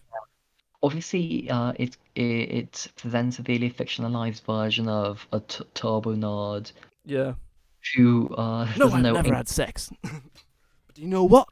My degrees keep me satisfied. exactly. I love it. But yeah, it goes into the actual song, "School Spirit," which is very heavily censored because was it Aretha Franklin? I think so, cause like the sample owner Mm. was really not into cursing, and Yeah. so she pleaded with Kanye to censor himself cursing on the song. Although later on, like once like the album came out and stuff, she came forward like many years later and said that she didn't like the song at all. Oh, really? Yeah, Fair enough. You viewed it uncensored. It's on YouTube. I haven't found it uncensored because I like I have. It's on YouTube, and funny thing is, I feel like the censorship of it does kind of add to the actual like lyrical content of it, or because you can see like how a school would censor sort of like these sort of words. It sort of adds to it in my mind. hmm, I mean like yeah, I can see it. Plus like. Although we can't really relate too much about the school spirit themes themselves, because a US college culture is much different Yeah, than 100%. UK university culture. Mm. Because over here we have societies, but societies aren't that fraternal. There's no I'm fraternity in so society. happy there's no fraternities in the UK, man. I would hate that. I mean, yeah, but like it creates stronger bonds, more connections I between know, people. but it's so. Well, would you prefer to have a frat sort of culture? I mean, well, not in the way that is usually shown on in movies. Mm. Well, except for Revenge of the Nerds. Though that is really. Have Yeah. you seen the movie? No, I haven't actually. Oh, it's a really good one. It's an old one, but it's a gem. Okay. It's about a bunch of nerds who create their own fraternity because they keep being bullied by uh like like those proper fraternities, and they obviously have their revenge. Yeah. Oh, yeah. As the name implies, they have their They pick revenge. the girls, they get the booze, they get the house and everything. They get the women. They get the money. Then we'll get the pussy. So, yeah. Actually, let's talk about the song. Yeah, Yeah. Pretty much, it just talks about how he's trying to make it without that sort of school spirit. yeah. He talks about how like there was this one guy who was like head of his class. He finished, and then he just ended up just waitressing on in a restaurant or something. Yeah, because like people usually assume that once you graduate, all the doors will open for you. They'll be Yeah, like, "Come on in, come yeah. on They in." put too much stock in graduating. They're like, okay, they set their lives on education really, and to be honest, like it's not all it's cracked up to be at the end of the day. Yeah. It turned out it's just more high school, but with grown-up people. Yeah. Like, isn't there a thing where like only 10% of medical students will actually find a proper good job or something like Like that? medical students. Maybe, or like there's this one like field where like there's only 10% of whoever's in the actual like subject is actually going to find good work. I think It's it's like medical or something like that. I feel like medicine like hospitals constantly need new younger doctors. It might not be medicine then. I know there is this one subject where it might maybe like philosophy or something like that instead. Probably philosophy because like I have heard one subject or something like that. I And, think it's really easy to become a professional philosopher. mm, yeah, philosophy is built on original thoughts, and there's only so much original thoughts a person can have. And even then, like it's more about like potentially application of those original thoughts, and I Yeah, don't think businesses care about that yeah, kind of. 100%. You need, yeah, like more and more in the modern day, philosophy is becoming less valuable. I mean, funnily enough, my PPE degree is turning into a major in philosophy with a minor in politics and economics. Well, yeah, I think philosophy built with something like that, I feel like can be useful. But philosophy by itself, I feel like you need to have it added onto something else. You know? Yeah, yeah. But anyway, about the song, I there are a lot of references to all sorts of things, but unfortunately, I can't really. Oh, you just said in general. There's probably a lot of references. I mean, like, because I'm looking through the second verse, and there are a bunch of things that are talked about, but unfortunately, because I don't know this, like, what he's specifically talking about, I can't really. Yeah, I know what you mean. It is very Oh, specific. that's not. Oh, Specific. that's silly. Yeah, but musically itself, it was a standout track for me. When I remember when I first listened to this album, it did stand out for me I mean, yeah. because there's not Uh, many of these songs I can remember when I first ever listened to this album. But I remember listening to this one song, and I was like, oh, this is a cool song, cool little song. I absolutely love the production of this song. Yeah, the production is a definite standout for me, and you can tell he looked at this like one song highly in the overall album because he does dedicate like 3 skits to it. Yeah. And I think like the song itself is kind of it's not really a middle finger, but it's yeah, it is a middle finger to his mum. in a Ooh. way. Yeah, Yeah. because like she was obviously kind of well, not forcing him, but definitely encouraging him to, go through university, become more like her. Yeah, because she was an English teacher, wasn't she? Yeah, I think she was an English professor. Professor, yeah. So Yeah, yeah, and School Spirit does encapsulate the overall sort of like image of this album because obviously on the front it has him as a mascot, which actually became Kanye's own personal little mascot for yeah. the first like sort of arc of his career. This whole school sort of theme it does come to a head in this song. I feel when he talks about higher education. And also, the course itself kind of, um, hold on. The concept of trying to make it big when everything else is against you really is a major driving factor that is majorly looked upon in this song. I feel. Like, because like you can compare like the way that you're taught from like any kind of school with the way that you're taught in real life. Yeah. Well, you mean for like everyday sort of interactions? You mean? Well, not just that, because the course itself is like alpha step, omega step, kappa step, sigma step, which are obviously in reference to fraternities and sororities. But Obviously. then it's like gangsters walk, pimps gone talk. Yeah. Oh, heck no, that boy is dull. Which I think is supposed to be a comparison between, well, not really a comparison, but more of trying to make a connection between fraternities and sororities and the street life. Yeah. Yeah. There's like they're not That, too much difference really when you yeah, look they're into not it. so different.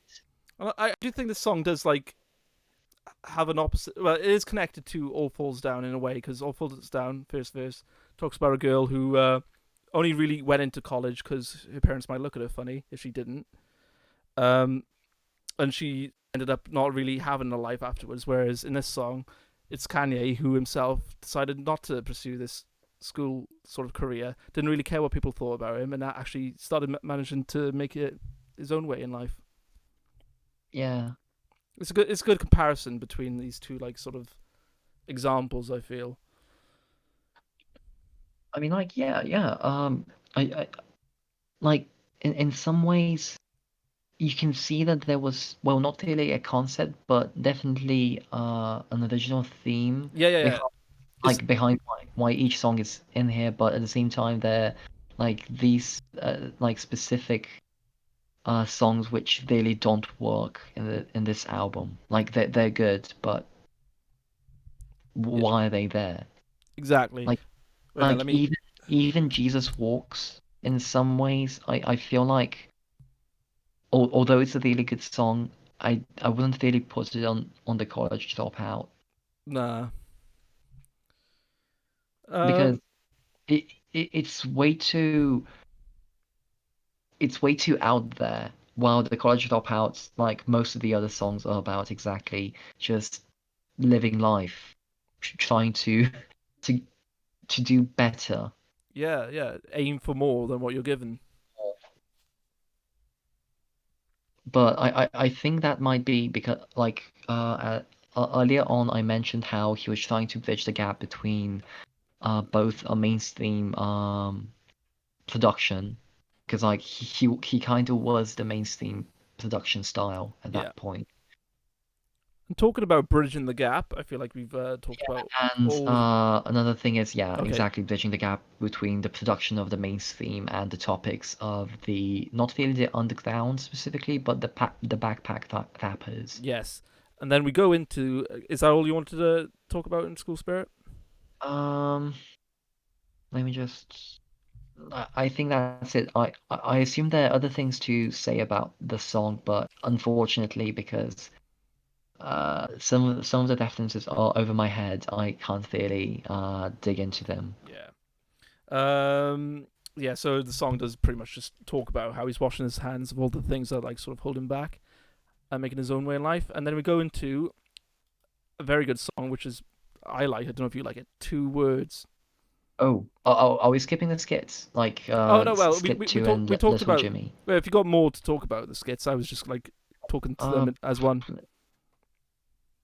Honestly, yeah, I think like the points, it's just kind of like hammering down the point, the original point of the song. Yeah, that's what I mean. Like I feel like the skits and the song itself comes as like one sort of package, much like the new workout skit with the new workout plan song.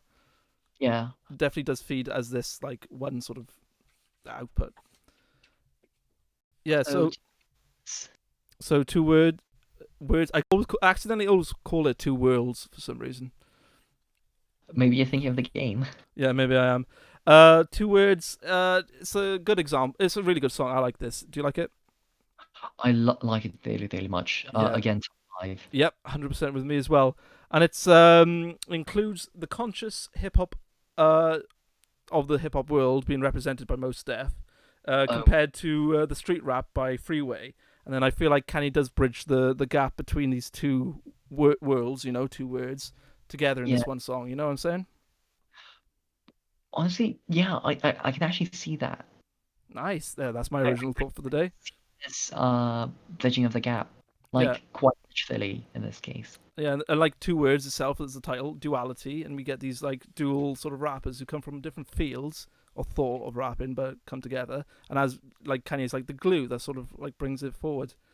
Um, I like the song as well because most Def's verse, he mainly raps as like sort of two word phrases. Like big, Matt, fat folks, da da da da. Even Yeah, though he's only really using two words to express his verse, it does paint a good picture of what he's trying to put forward of I mean, society. like I think that's the case for Kanye and Kanye Wait, does a lot less, I feel, in his verse, and maybe Freeway. to Kanye's a lot more. He does speak a more in actual complete sentences. yeah, actually, yeah, Kanye, like by the second line, he kind of gives up. Yeah, that's what I mean. That till I fucking die. Yeah, 100%. So it's most Def does it a lot more complete, Yeah, saying true to the actual like title of the song. Um, yeah, what do you feel about it? I mean, quite obviously, it's about like internal conflicts. Yeah, Like it's not even about like racism, I think, in this case. It's much more about uh like a really, really bad system in yeah, place. Like where like obviously the government does not care about you at all. It, like presidential scandals, obviously jail plays a huge role in in the song. Like yeah, people are going to jail for no fucking reason, but still, it happens. People are hungry. They are Marines are sent to war. Drugs are a huge problem. Entertainment is incredibly low val, so to speak. yeah, Not really low val, but the bar has been lowered on what is considered entertaining. And nonetheless, it's considered like incredibly successful. So you might as well just continue doing it. 100%. So obviously, I think in the first verse, Mos Def is trying to say that like there are still people out there, like ghetto people got this. Like not only that, they can get through all the problems existing right now, but also that like I wouldn't really say that Kanye West is from the hood, but I Mm. think I, I'm not sure for Mos Def's origins. Uh, Yeah, most Def. I think he did come more from the hood sort of side of things. Yeah. yeah, I, I think he sees something in Kanye just as he sees it in himself that they Yes. can actually do something more. Yeah, with the life. Even though they come from different backgrounds, they still have more to offer in the long run. Yeah, because like it's not just about what has been experienced, but also what can be felt. Yeah. But another thing that you just made me think about, like, even though like Kanye comes from a lot more privileged position than like a lot of rappers of the day did, because they mainly came from like less like convenient sort of like backgrounds. Yeah. Kanye himself was also held back by his more middle class background because people didn't take him seriously. Well, yeah. Yeah, I so even though they are from very different sort of like social classes, they have their own sort of problems that they have to push through in a modern society to make it for themselves. I mean, I kind of have a hot take when it comes to Ooh, that. go on in. So your hot take. I feel like, yes, you could say that Kanye is privileged, but I feel like more often than not, privilege doesn't play a huge part in many things. It seems like some sort of information bias Yeah, that's that's what I'm saying. A lot of the people in the industry at the time assumed he was privileged from his background, even though it did not cause just that a just lot less because privilege for him. privileged, that doesn't necessarily mean that they can't see issues, or that because you're privileged, therefore you're not dealing with any specific issues that co- like come up because you're not dealing with something else. Because like no matter what you do, no matter what kind of society we exist in, there's always going to be something nagging at the back of our minds, whether Yeah, that be police brutality, whether that be low income, whether that be yeah, um, um, uh, an unjust system, and all sorts of things. There's always going to be something that is going to that we would want to change. cool. Wow, this one track got us really deep into these issues. I like it. So the second verse, What do you mean Kanye's one? yeah, the Kanye's one, because like the chorus, I think it's more aesthetic than anything. Yeah, yeah, yeah. Although actually no, No. because it's it's kind of similar to Touch the Sky, I think. Oh, why is that? It as in it's about how, because obviously most F is talking about not giving up, continuing on, like trying to do better. The chorus itself is basically like, a- actually before I go into that, I remember reading about the specific choir that Kanye's using here. Yeah. Like there were two recordings of two different choirs who did this, like the same choruses. So the Harlem Boys Choir was surprisingly much cheaper compared to some sort of professional choir that he had paid to basically do the same. It's not really a sample, but um, Yeah, like just the bit, I guess you could say. a Yeah. specific bit.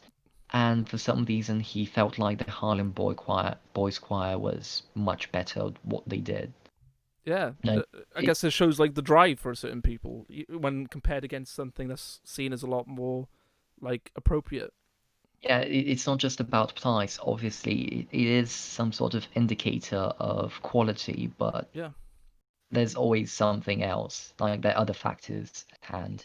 But It any, goes into your theme that like people trying to make more of themselves. Like the Harlem Boys Choir, they're up against this professional sort of choir that one would assume would make the cut, but that means they had to like be better. Really, at the end of the day, much like yeah, Kanye, he's up against all these more quote unquote professional rappers, and he himself then needs to push himself a lot more to make it in that world. yeah, which yeah, I guess you could see it as something symbolic. Yeah. Mm, Got anything to say on Freeway's verse? uh, can I just finish the chorus bit? Let me finish. Yeah, okay. I apologize. It's all right. Like as I was saying, like it reminds me a lot of Touch the Sky, because just like how Mos Def and even Kanye West are talking about like bettering themselves, becoming like not just better people, but living better lives. It's about like, no, throw your hands up. Everybody, fuck that. Still know where to go. Still know where to go, and keep your hands up. Mm, Hustlers busters, boosters, hoes, like the people who he was talking about in We Don't Care and Yeah, Workout Plan. yeah. And then he's like, till they reach the sky. Oh, nice. It's funny how like Yeah. how much more meaning you can see in lyrics once you actually say it out loud. Yeah. I feel like lyrics are a lot more poetic when you just say them, and you're like, oh yeah, they hit a lot more. Well, yeah, but still, I think obviously the way that they're tapped Yeah, yeah, works. yeah.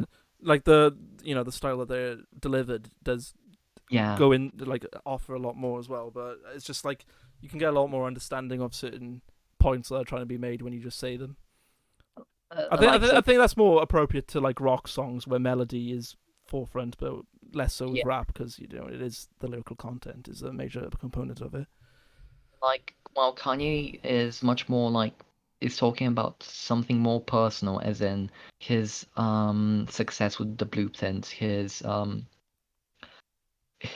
Grammy nominations, Yeah, like the way that people like don't respect him and all that. It's like he sees something similar to whatever Mos Def is talking about, and then Freeway.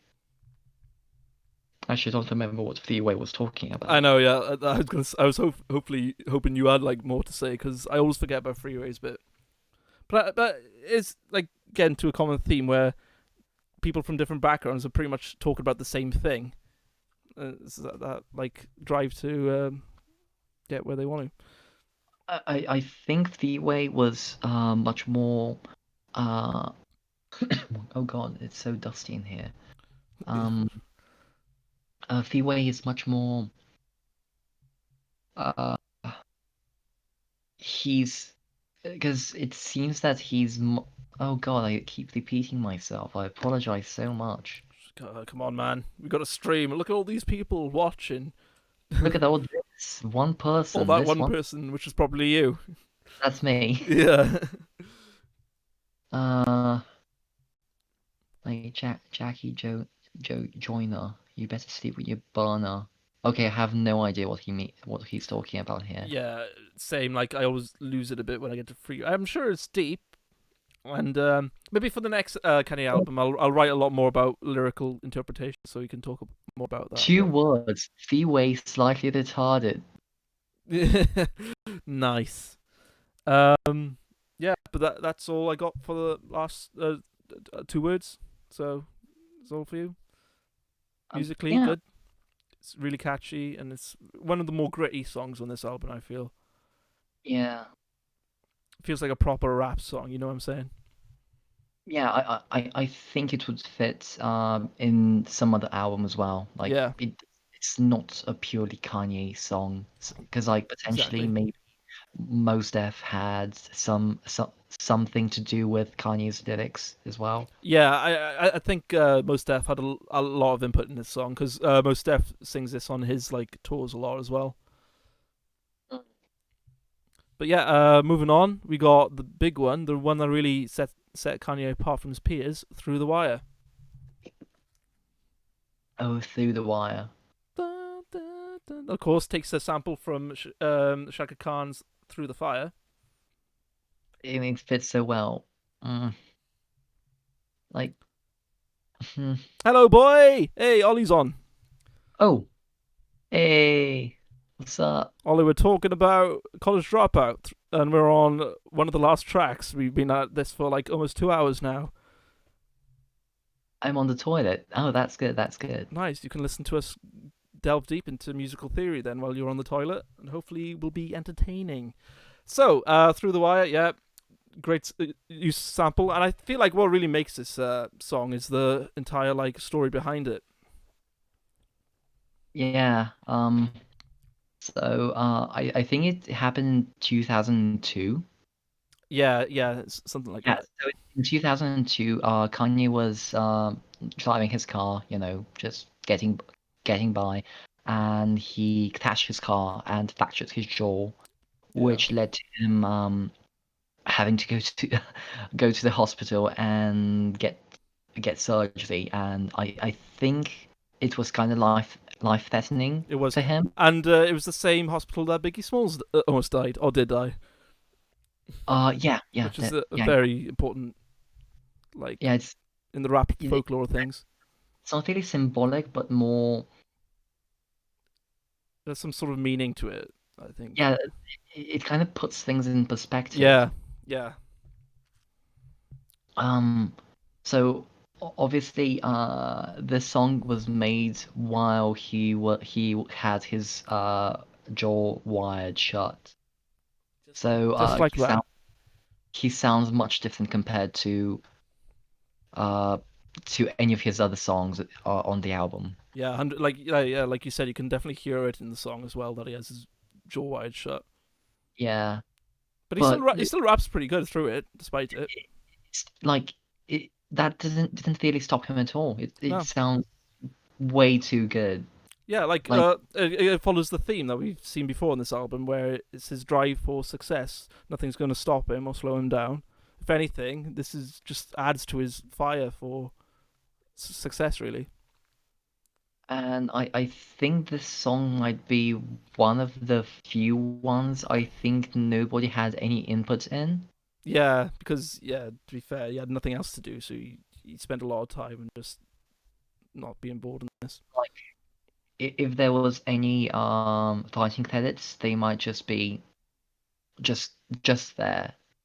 Yeah, But like beyond that, a lot of the song talks about the way that he had to live his life with his jaw wide shut, and what the reactions of his family and friends yeah. was like. Got a face like Emmett Till and all the other like hard hitting sort of. It does paint a picture of his situation at the time. And this was a really important song as well for Kanye to really come out against his peers because you never really it hadn't really happened before. Somebody having to rap with their mouth shut. Yeah, So yeah, because I'm pretty sure this song was the first time I've ever heard of Kanye. It was like that one rapper that went into a major car accident, but still managed to rap through it. It was like a big like publicity sort of song as well. It really helped his career. yeah. Actually, I feel like this song can be connected to My Beautiful Dark Twisted Fantasy. In what way, there, Vladdy? Um, because like obviously, in a lot of ways, he almost always references the idea that he wasn't supposed to make it past 25. Obviously, in 2002, he was 25 years old. Yeah, Like, and My Beautiful Dark Twisted Fantasy begins exactly like some sort of story, something that could possibly never happen. And in a lot of ways, I think Kanye sees his life after the crash as some sort of story, something magical, fantastical, something that shouldn't have happened.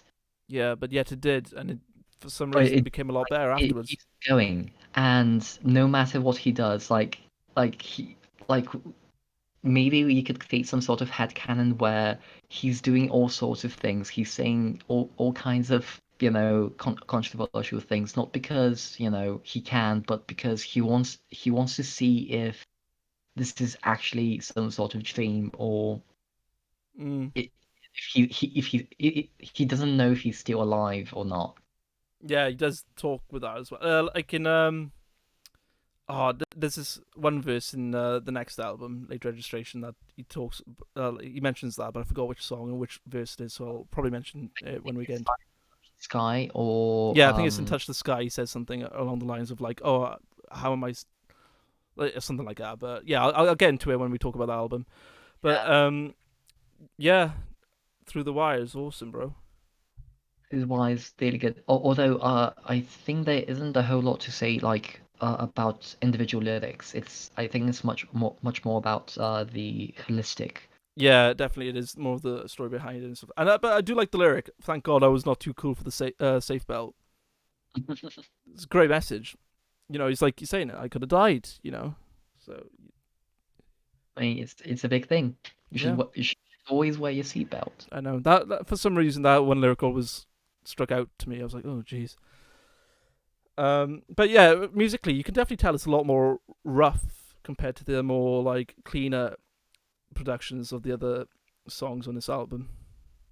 And I think this also kind of begins the whole Kanye is a grown-ass child, or that Kanye's really childlike, Yeah, he talks about Toys R Us and other things as well, doesn't which is mentioned, I think, in basically every single album in some sort of way. he? Yeah, yeah. It does mention his like childlike mentality in very. We'll touch upon that when we get to each album, and we'll. I think that like the theme of like being in touch with your childlike self is important to Kanye.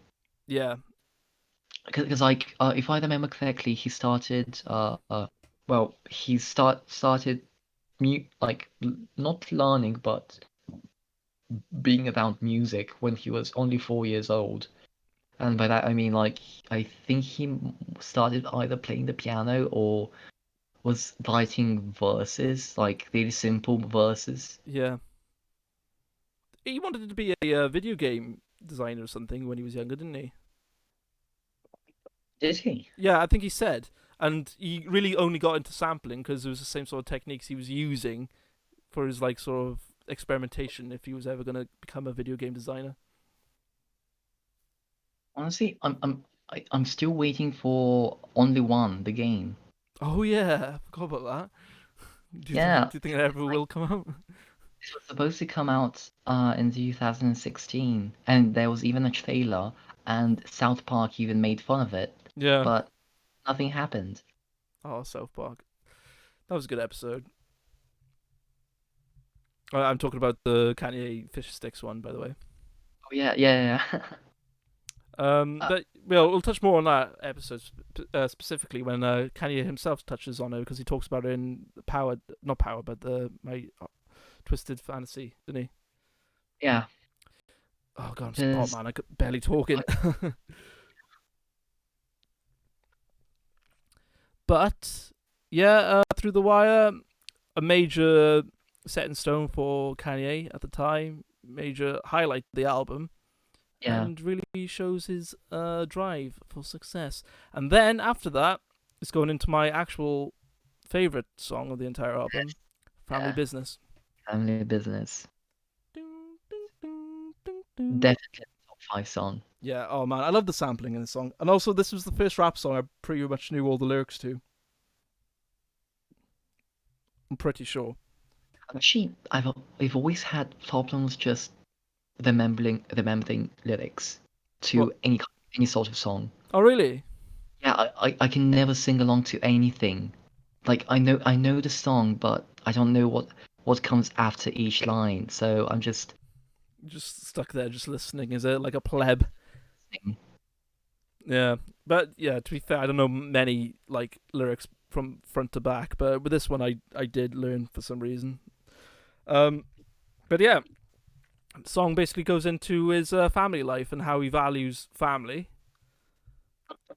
and it's a very wholesome little song. Quite cheesy, some may say, but it definitely shows his more like family orientated side that you definitely see later in his career as well when he talks about family. I mean, I guess it's cheesy, but I definitely wouldn't say it's cliched because I highly doubt. Actually, I don't think any hip hop artist has touched on the subject in such a way. Yeah. Well, Tupac did have that song dedicated to his mother, which Well, was kind of heartfelt. You know which one it's I'm on like about? um I think it was. I I think it was just called Mama or something because it was something like that. Or Dear Mama. but I feel like this is a much more wholesome take on like the family unit. Yeah, and not only that, it does uh, brings like straight up to the listener like Kanye's actual mentality when it comes to rap music and his like diversion from the more violent orientated rap music at the time. Because in one of the verses, he's on as like, "I woke up this morning with a new state of mind, a new way to rhyme without using knives or guns," Yeah. which was, I guess, was a major like aspect of getting this track having a mainstream appeal. So And that then way, other people could like actually relate to his songs, not just like gangsters or people who yeah, want to be gangsters. and keep your nose out the sky, keep your heart to God, and keep your face to the rising sun. Yeah, it's like a very positive sort of song. Yeah, And it's it, like I wouldn't have minded if this closed out the album, but obviously we got a very major one that does close out the album. I don't know. Is there anything else you want to say about Family Business?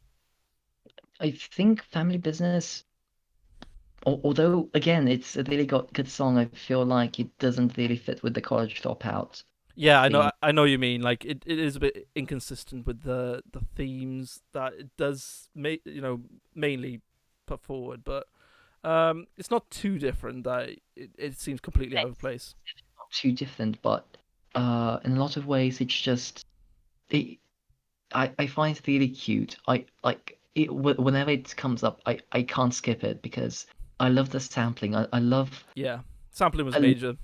I love all the sweetness. It kind of paints a picture of a family gathering where your relatives are fighting, but y- it's fine. You're with family. This is just what happens, and you should accept it because these are the people that are the closest to you, that the people that Yeah. love you the Um, I need to go for a little break a minute because my people are calling. So, do you want to go for a break? Sure, I can. I'm gonna go grab some water or Yeah, grab some something. water. I'll be back in like 5. So, see you Okay. guys in a minute. Bye, Ollie.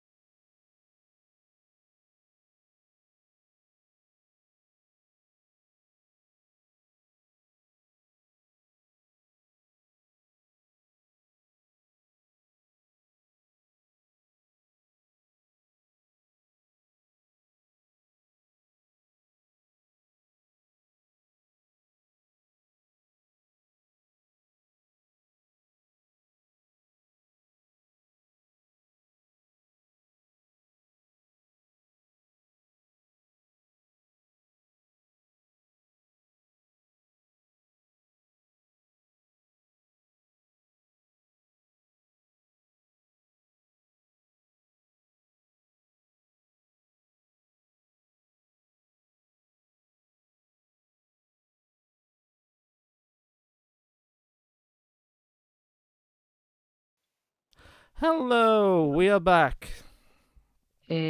Oh shit! Fuck.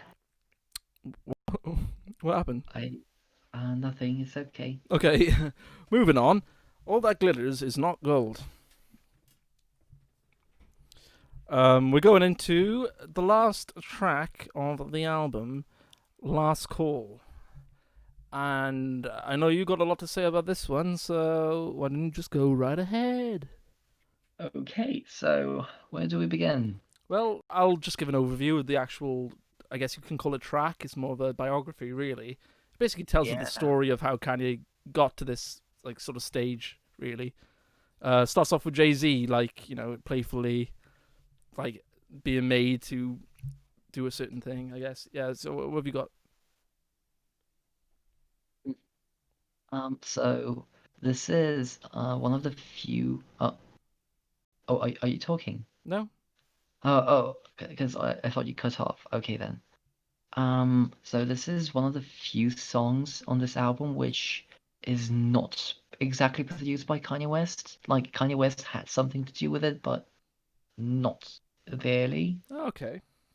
Um, like the intro with Jay-Z is about a sample which is used throughout the song. Yeah. Because the if you because like obviously there's this clear like female voice like singing praises to Rockefeller.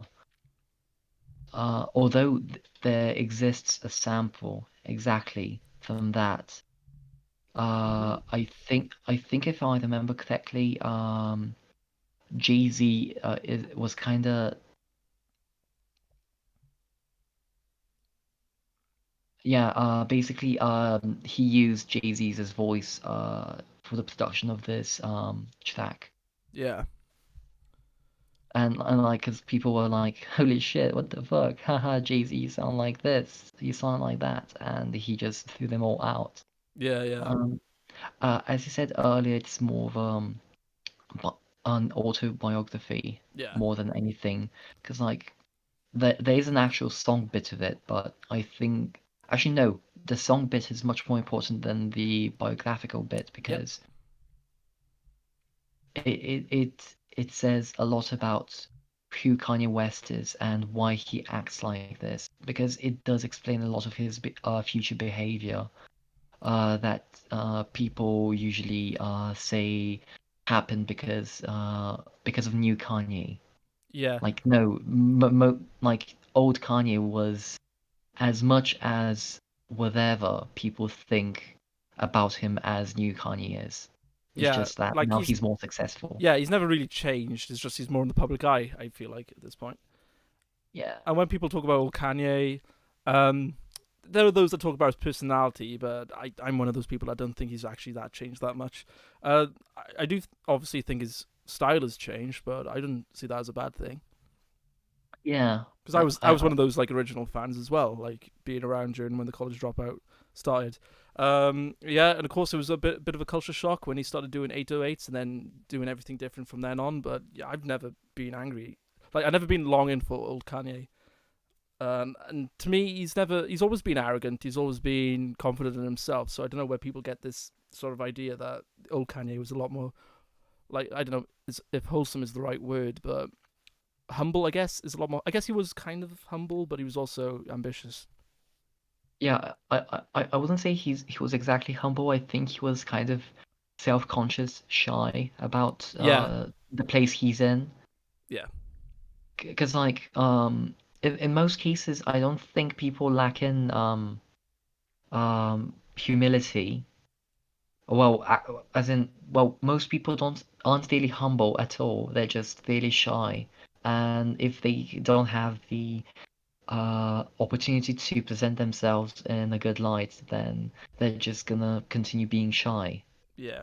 But that doesn't make them humble. So yeah, you think it's a lot more of a confidence thing Yeah, than a it's much more of a confidence yeah, thing. Um, it's actually it's kind of pathetic because and also a really ballsy move yeah, because this song pretty much said like he's pretty much saying that he's made it big, he's gonna make it big, and he's gonna be the biggest. Yeah, it is very prophetic, like you said, Like and like if the college dropout flopped, people would laugh at last call. yeah, it would be People a would, total laughing stock. Yeah, they'd be like, oh, look at yeah, this guy who's claiming all these big things that never materialized. So yeah, it was a ballsy move that paid off in the end, I guess. Now people look back at it like, oh yeah, you did predict his success in the end. And that self yeah. belief is That he, really what drove Kanye to reach the successes of that he eventually did reach. Rudolph the red-nosed the reindeer of the rock. Yeah, literally. Nice analogy. Yeah, and like there's exactly this in the first verse. Ain't nobody expect Kanye to end up on top. They expected that college dropout to drop and then flop, Yeah, which obviously, obviously is way too ballsy. it is. I don't think anyone ever would. Well, I assume some people would do that thing nowadays, but Yeah. just saying that you're gonna succeed nowadays because you've made a supposedly good album or good song doesn't really lend itself well to the public's eye nowadays. Nowadays, it's much more. It's much less about being confident, and it's much more about what is it? Like knowing what's attainable, maybe. Yeah, it's much more about Realism, I likability. guess. I don't think it's realism either because in most cases the way that artists present themselves nowadays is much more like I wouldn't say artificial, but definitely well researched. It's inorganic. Yeah. Oh, yeah. I know what you mean. Like not auditioned, but what's it called? What's it called when you rehearsed? Is that what you said? Rehearsed? I think yeah, I think you can say rehearsed in this case. Yeah. Yeah. So somebody like Kanye West, who is a lot more of a outspoken self believer, would really like go against the grain. But hip hop was also a big braggadocio sort of genre anyway. So Yeah. I guess it wasn't out of the ordinary for somebody to be that much in his own ego as Kanye obviously was. Well, yeah, but still, he was pretty much even then the laughing stock for all sorts of record labels because they didn't respect him as a rapper, and when he did try to present himself in a good light, they would be just like, "Oh, Kanye, you're a fucking stupid fuck. Get the fuck out of my office." Get out of my office, and I want that song in by Tuesday. Exactly. Yeah, he did really help break this stereotype of producers being bad singers or rappers or anything like that, which I think was good in the long run for the music industry. Look at Hmm. Chance the Rapper I mean, and Tyler the Creator. He's a good example of somebody who produces his own songs and also raps in them. yeah. I mean, nowadays I'm not that big of a fan of new Tyler, but that's a topic for another Yeah, time. that's true. Yeah, Well, like I think I can appreciate Chance quite a lot yeah. for Like Kanye for definitely did break the way for all these sort of self-produced rappers to actually become successful later on. yeah, and even J. Cole, even though Yeah. I'm not his biggest fan. Yeah, I know. Yeah, I know what you mean. Didn't J Cole he sampled New Workout Planning one of his debuts, didn't he? I Or in he's his debut? definitely sampled Kanye, but I don't Yeah. remember which song. Mm. Uh, and I was going to give another example. I can't remember who it. I was going to probably just give another example. Oh, was Drake? J- Did Drake produce his own music at the start when he was doing like mixtapes? I think so. Yeah, because I remember Kanye was a big influence on Drake as well. It's like Drake showed up around the time when 808s happened. Yeah, it, that's another thing. Like Kanye is a big trailblazer for Al- those to come Although after him. originally Drake didn't sound anything like 808s. Nah, he definitely once that became big, that sort of sound, he did like lean into it and became a major face of Yeah. that sort of sound. Also, it feels like he mentions the events of the car crash again. Yeah, Like in a really I don't want to say spiritual, like maybe mystical way. It's funny how wasn't nobody interested till the night I almost killed myself in Lexus. Mm, Like powerful choice. again, I really do feel like that when he's talking about that instance, he feels like he's no longer living his normal life Yeah, it's anymore. like some sort of like too good to be true afterlife that he's living.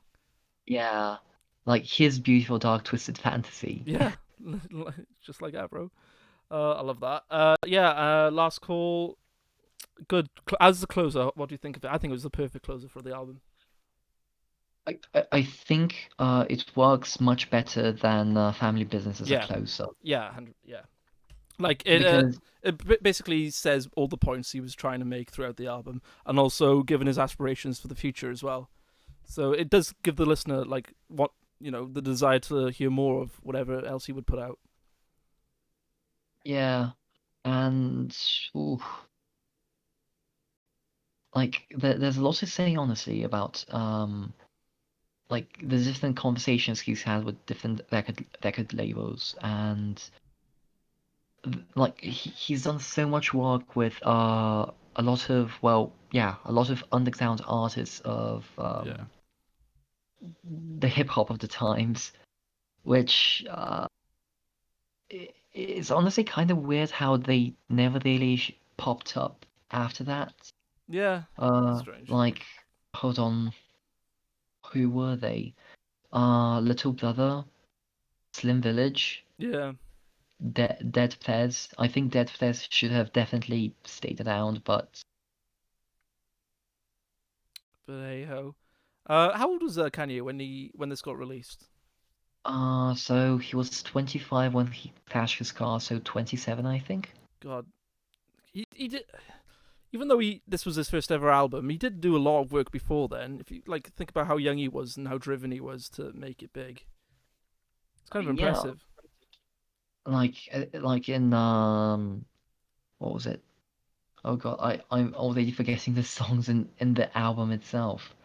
Um, Family business, workout plans, slow Spaceship, jams, Spaceship. the spaceship. Yeah, Yeah, he mentions how he's practically giving his life to produce music. yeah, Like this is what he wants to do. He doesn't care about anything except for mm, just producing beautiful sounds. yeah. And he really had to put work in as well, because normally when people are young and they make it big, they get famous almost instantly without too much like grind put in. But Kanye had to put the grind in to get where he is now. Yeah, It is kind of because like impressive how much like drive he had back then. and like hmm, You would totally understand as somebody in his position, like grinding away, making all these beats, and everyone constantly telling you that you're never going to make it as a rapper. You could 100% understand if somebody would be like, oh, "Okay, I guess I'll just continue making beats then." But the fact that he like made beats for himself, and like you only hid them away and only used them for himself does show his great sort of like self belief. and then this absolute classic lyric. Um, killing y'all um and words on that lyrical shit. Mayonnaise colored bends. I push miracle whips. Yeah. Oh man. Which is a lyric that he did say in front of Jay-Z back when he was trying to find a record label to pick him up. Yeah.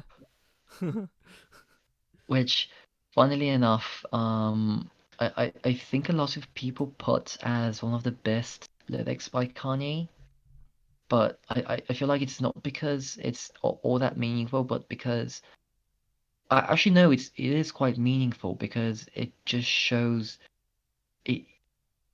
It's like the humble beginning of Kanye's career.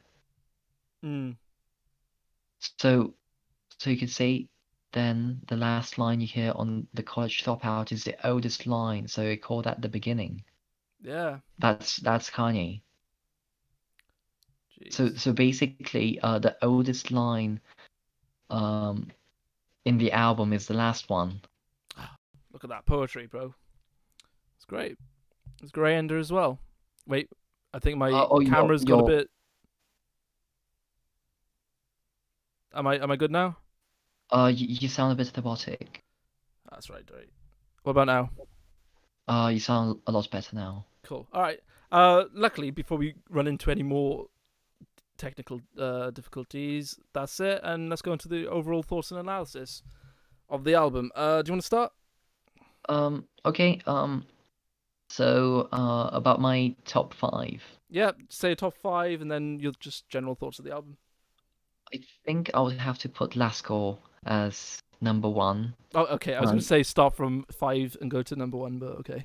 I don't think like this isn't really like a top 10 list or anything. It's just like putting things together. Okay, if you At want to least do it that's that how I way. see it.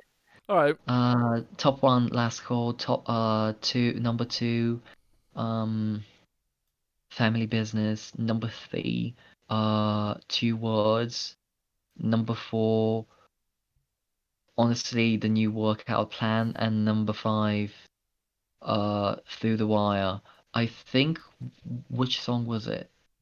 Like once I said that one of these song like one of the songs which I didn't mention was supposed to be top five exactly, but I've moved it back a bit. Okay, I think you said spaceship. Yeah, maybe Spaceship. I think I would put that number six. Okay.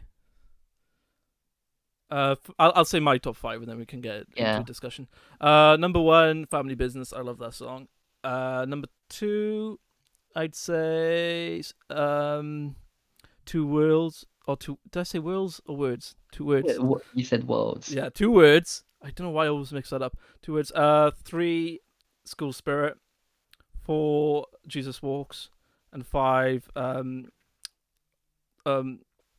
it called? Where's my brain gone? Genia. Oh, Falls Down. There we are. Or falls down, yeah. Yeah, and that's So my top five. wow. So yeah, this album does mean a lot to me. It got me into rap as a whole, and it got me into Kanye West, who we all know became a major auteur in the music industry. And would you say he's like the greatest living like music star? It might have been like 5 years ago, but I don't know if he still Like is. I mean, I would say he still is the the greatest living music artist of current time. Yeah, We'll see about old time of the modern later age. on. Yeah. Yeah, do you know? Yeah, I can't really think of anyone else who has done that much for modern music as he has. Really. Mm, Like I I mean a lot of the things that he said like later on in his career really do ring true. Like rap is the new rock and roll. Yeah, I 100% believe that as well. Yeah, like obviously there are new metal rock albums out Yeah. there. I don't really listen to them mostly because that's not really my thing. But like Do you think rock from will? what I've listened, Yeah, say. they don't sound a whole lot new to me. Yeah, do you think the sound is kind of dated at this point? Yeah, it sounds a lot really dated and really derivative from what I've listened to in the Mm. past. Do you think rock has the potential to become a major factor in popular music again? Or do you think it's going to stay Um, kind of underground now and not really a mainstream sort of sound? I think rock has already permeated popular culture through pop music because super influenced by rock music. Yeah, that's true. But I mean, like So rock as its own thing. Do you think it's as never going its to own really? thing, I think the age of rock is over. Whew, there we go. You're here first, everyone. I feel like because like I didn't grow up with the college dropout. I didn't grow up with Kanye. I got into him much later. Yeah. Um, I feel like the album is a product of its time, and as I said in the beginning, if it was released today with the same track list and the same production and the same lyrics, I don't think it would be as appreciated as Nah. it is now. It's got problems. It is a good album, but it has got severe Yeah, problems with it's been the way, inconsistent and everything like that. But yeah, with the consistency. it was a major oh, sorry, I'm burping everywhere. But it was important at the time, as we did say. Like, it did add other aspects to hip hop that was not really seen majorly before then. Did give it a big, as a genre, crossover appeal to people who otherwise probably wouldn't have given it a time of day. I'm using myself as an example. Like, I wasn't into Eminem, and gangster rap was kind of cartoonish for me. But yeah, the college dropout spoke to me in a way that I thought that it spoke to many people of like normal work, not working class, but normal life, where yeah, you don't have to be in the slums in the ghetto trying to push this sort of lifestyle. Anyone could just express themselves through the medium of hip hop.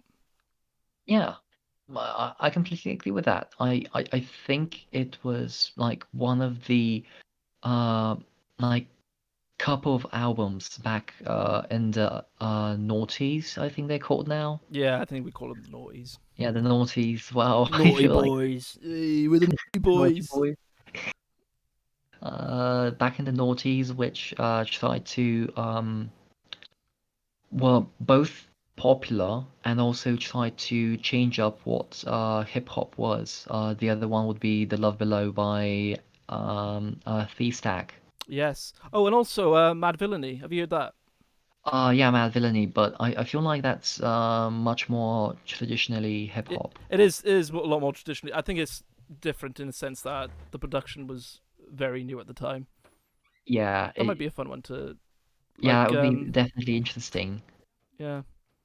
So Um, there's also this artist, Bus Driver.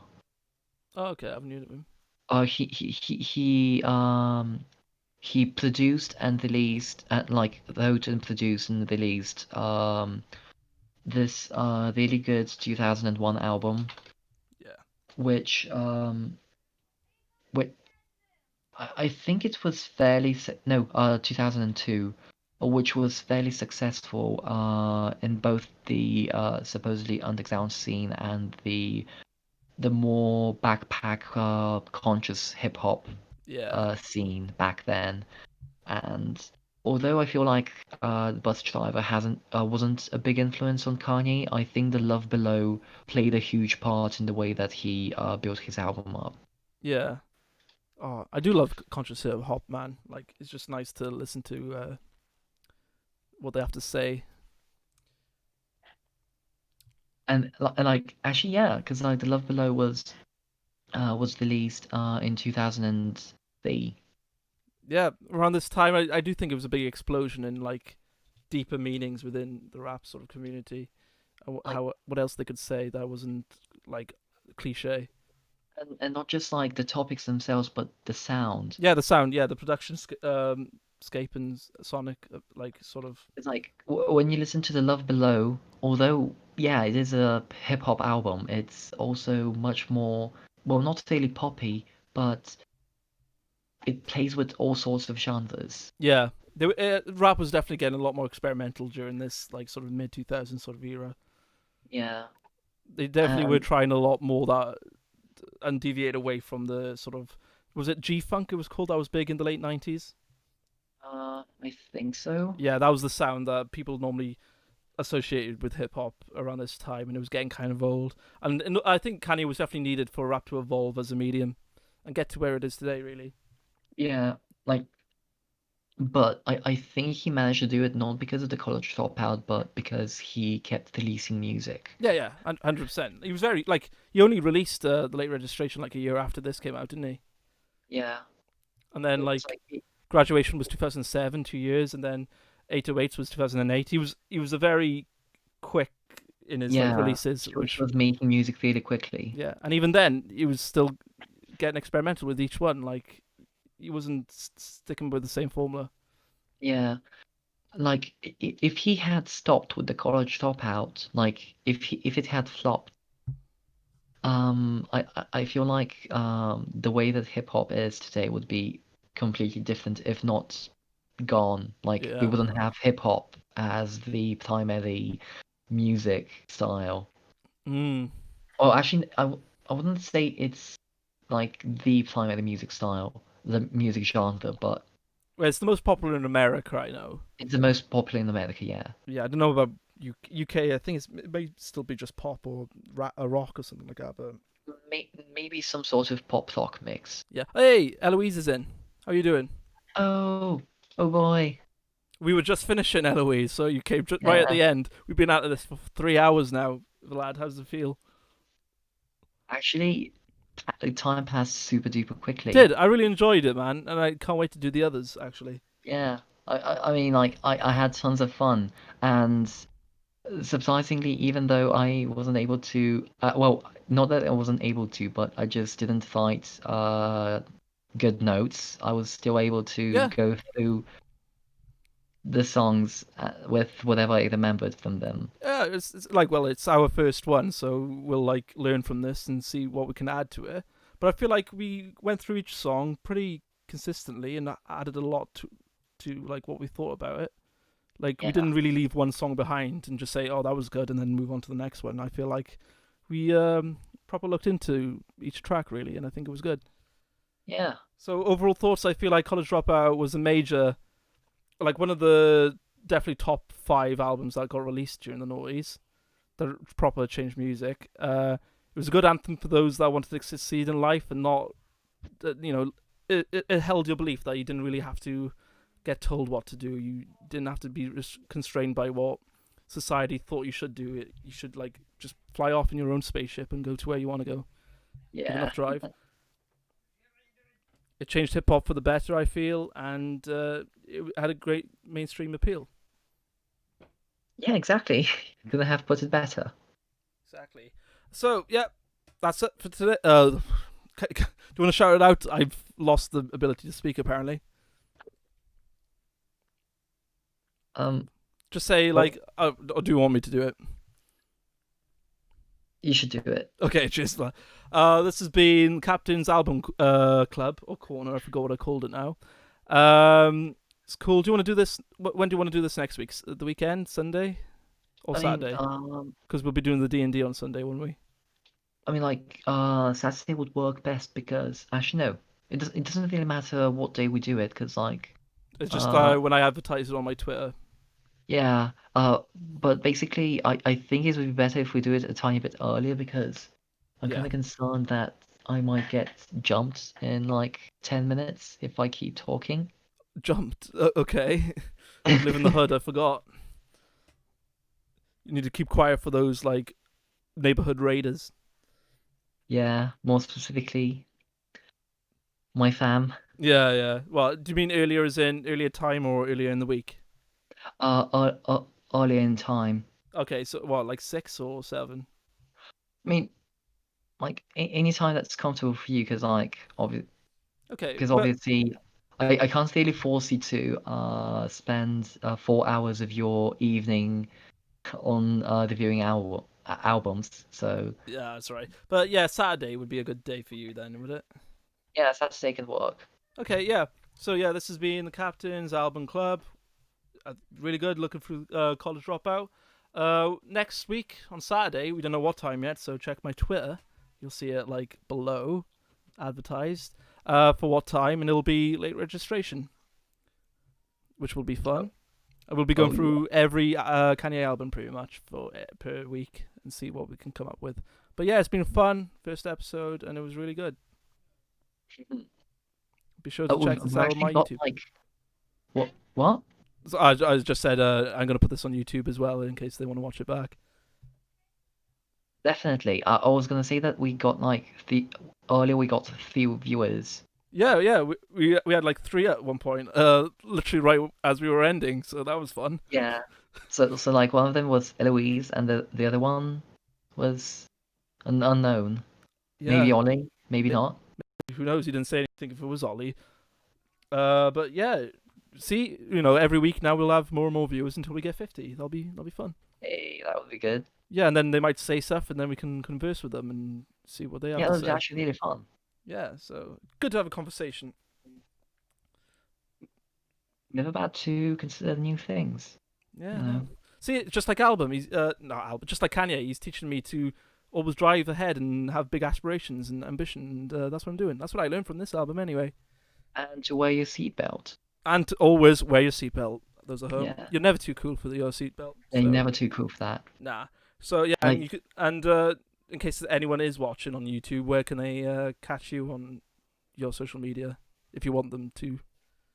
well, I don't, I don't think my social media is really open for that kind of thing at the Like moment. are you doing anything on your Twitch, or you just want to be on here? Not at all. All I right, think it's just yeah, yeah, catch Vlad on this then every week then, and yeah. we'll see how it goes. So I guess goodbye everyone. Goodbye. Goodbye, bye, bye, bye, bye, Bye. bye, Peace out. and peace.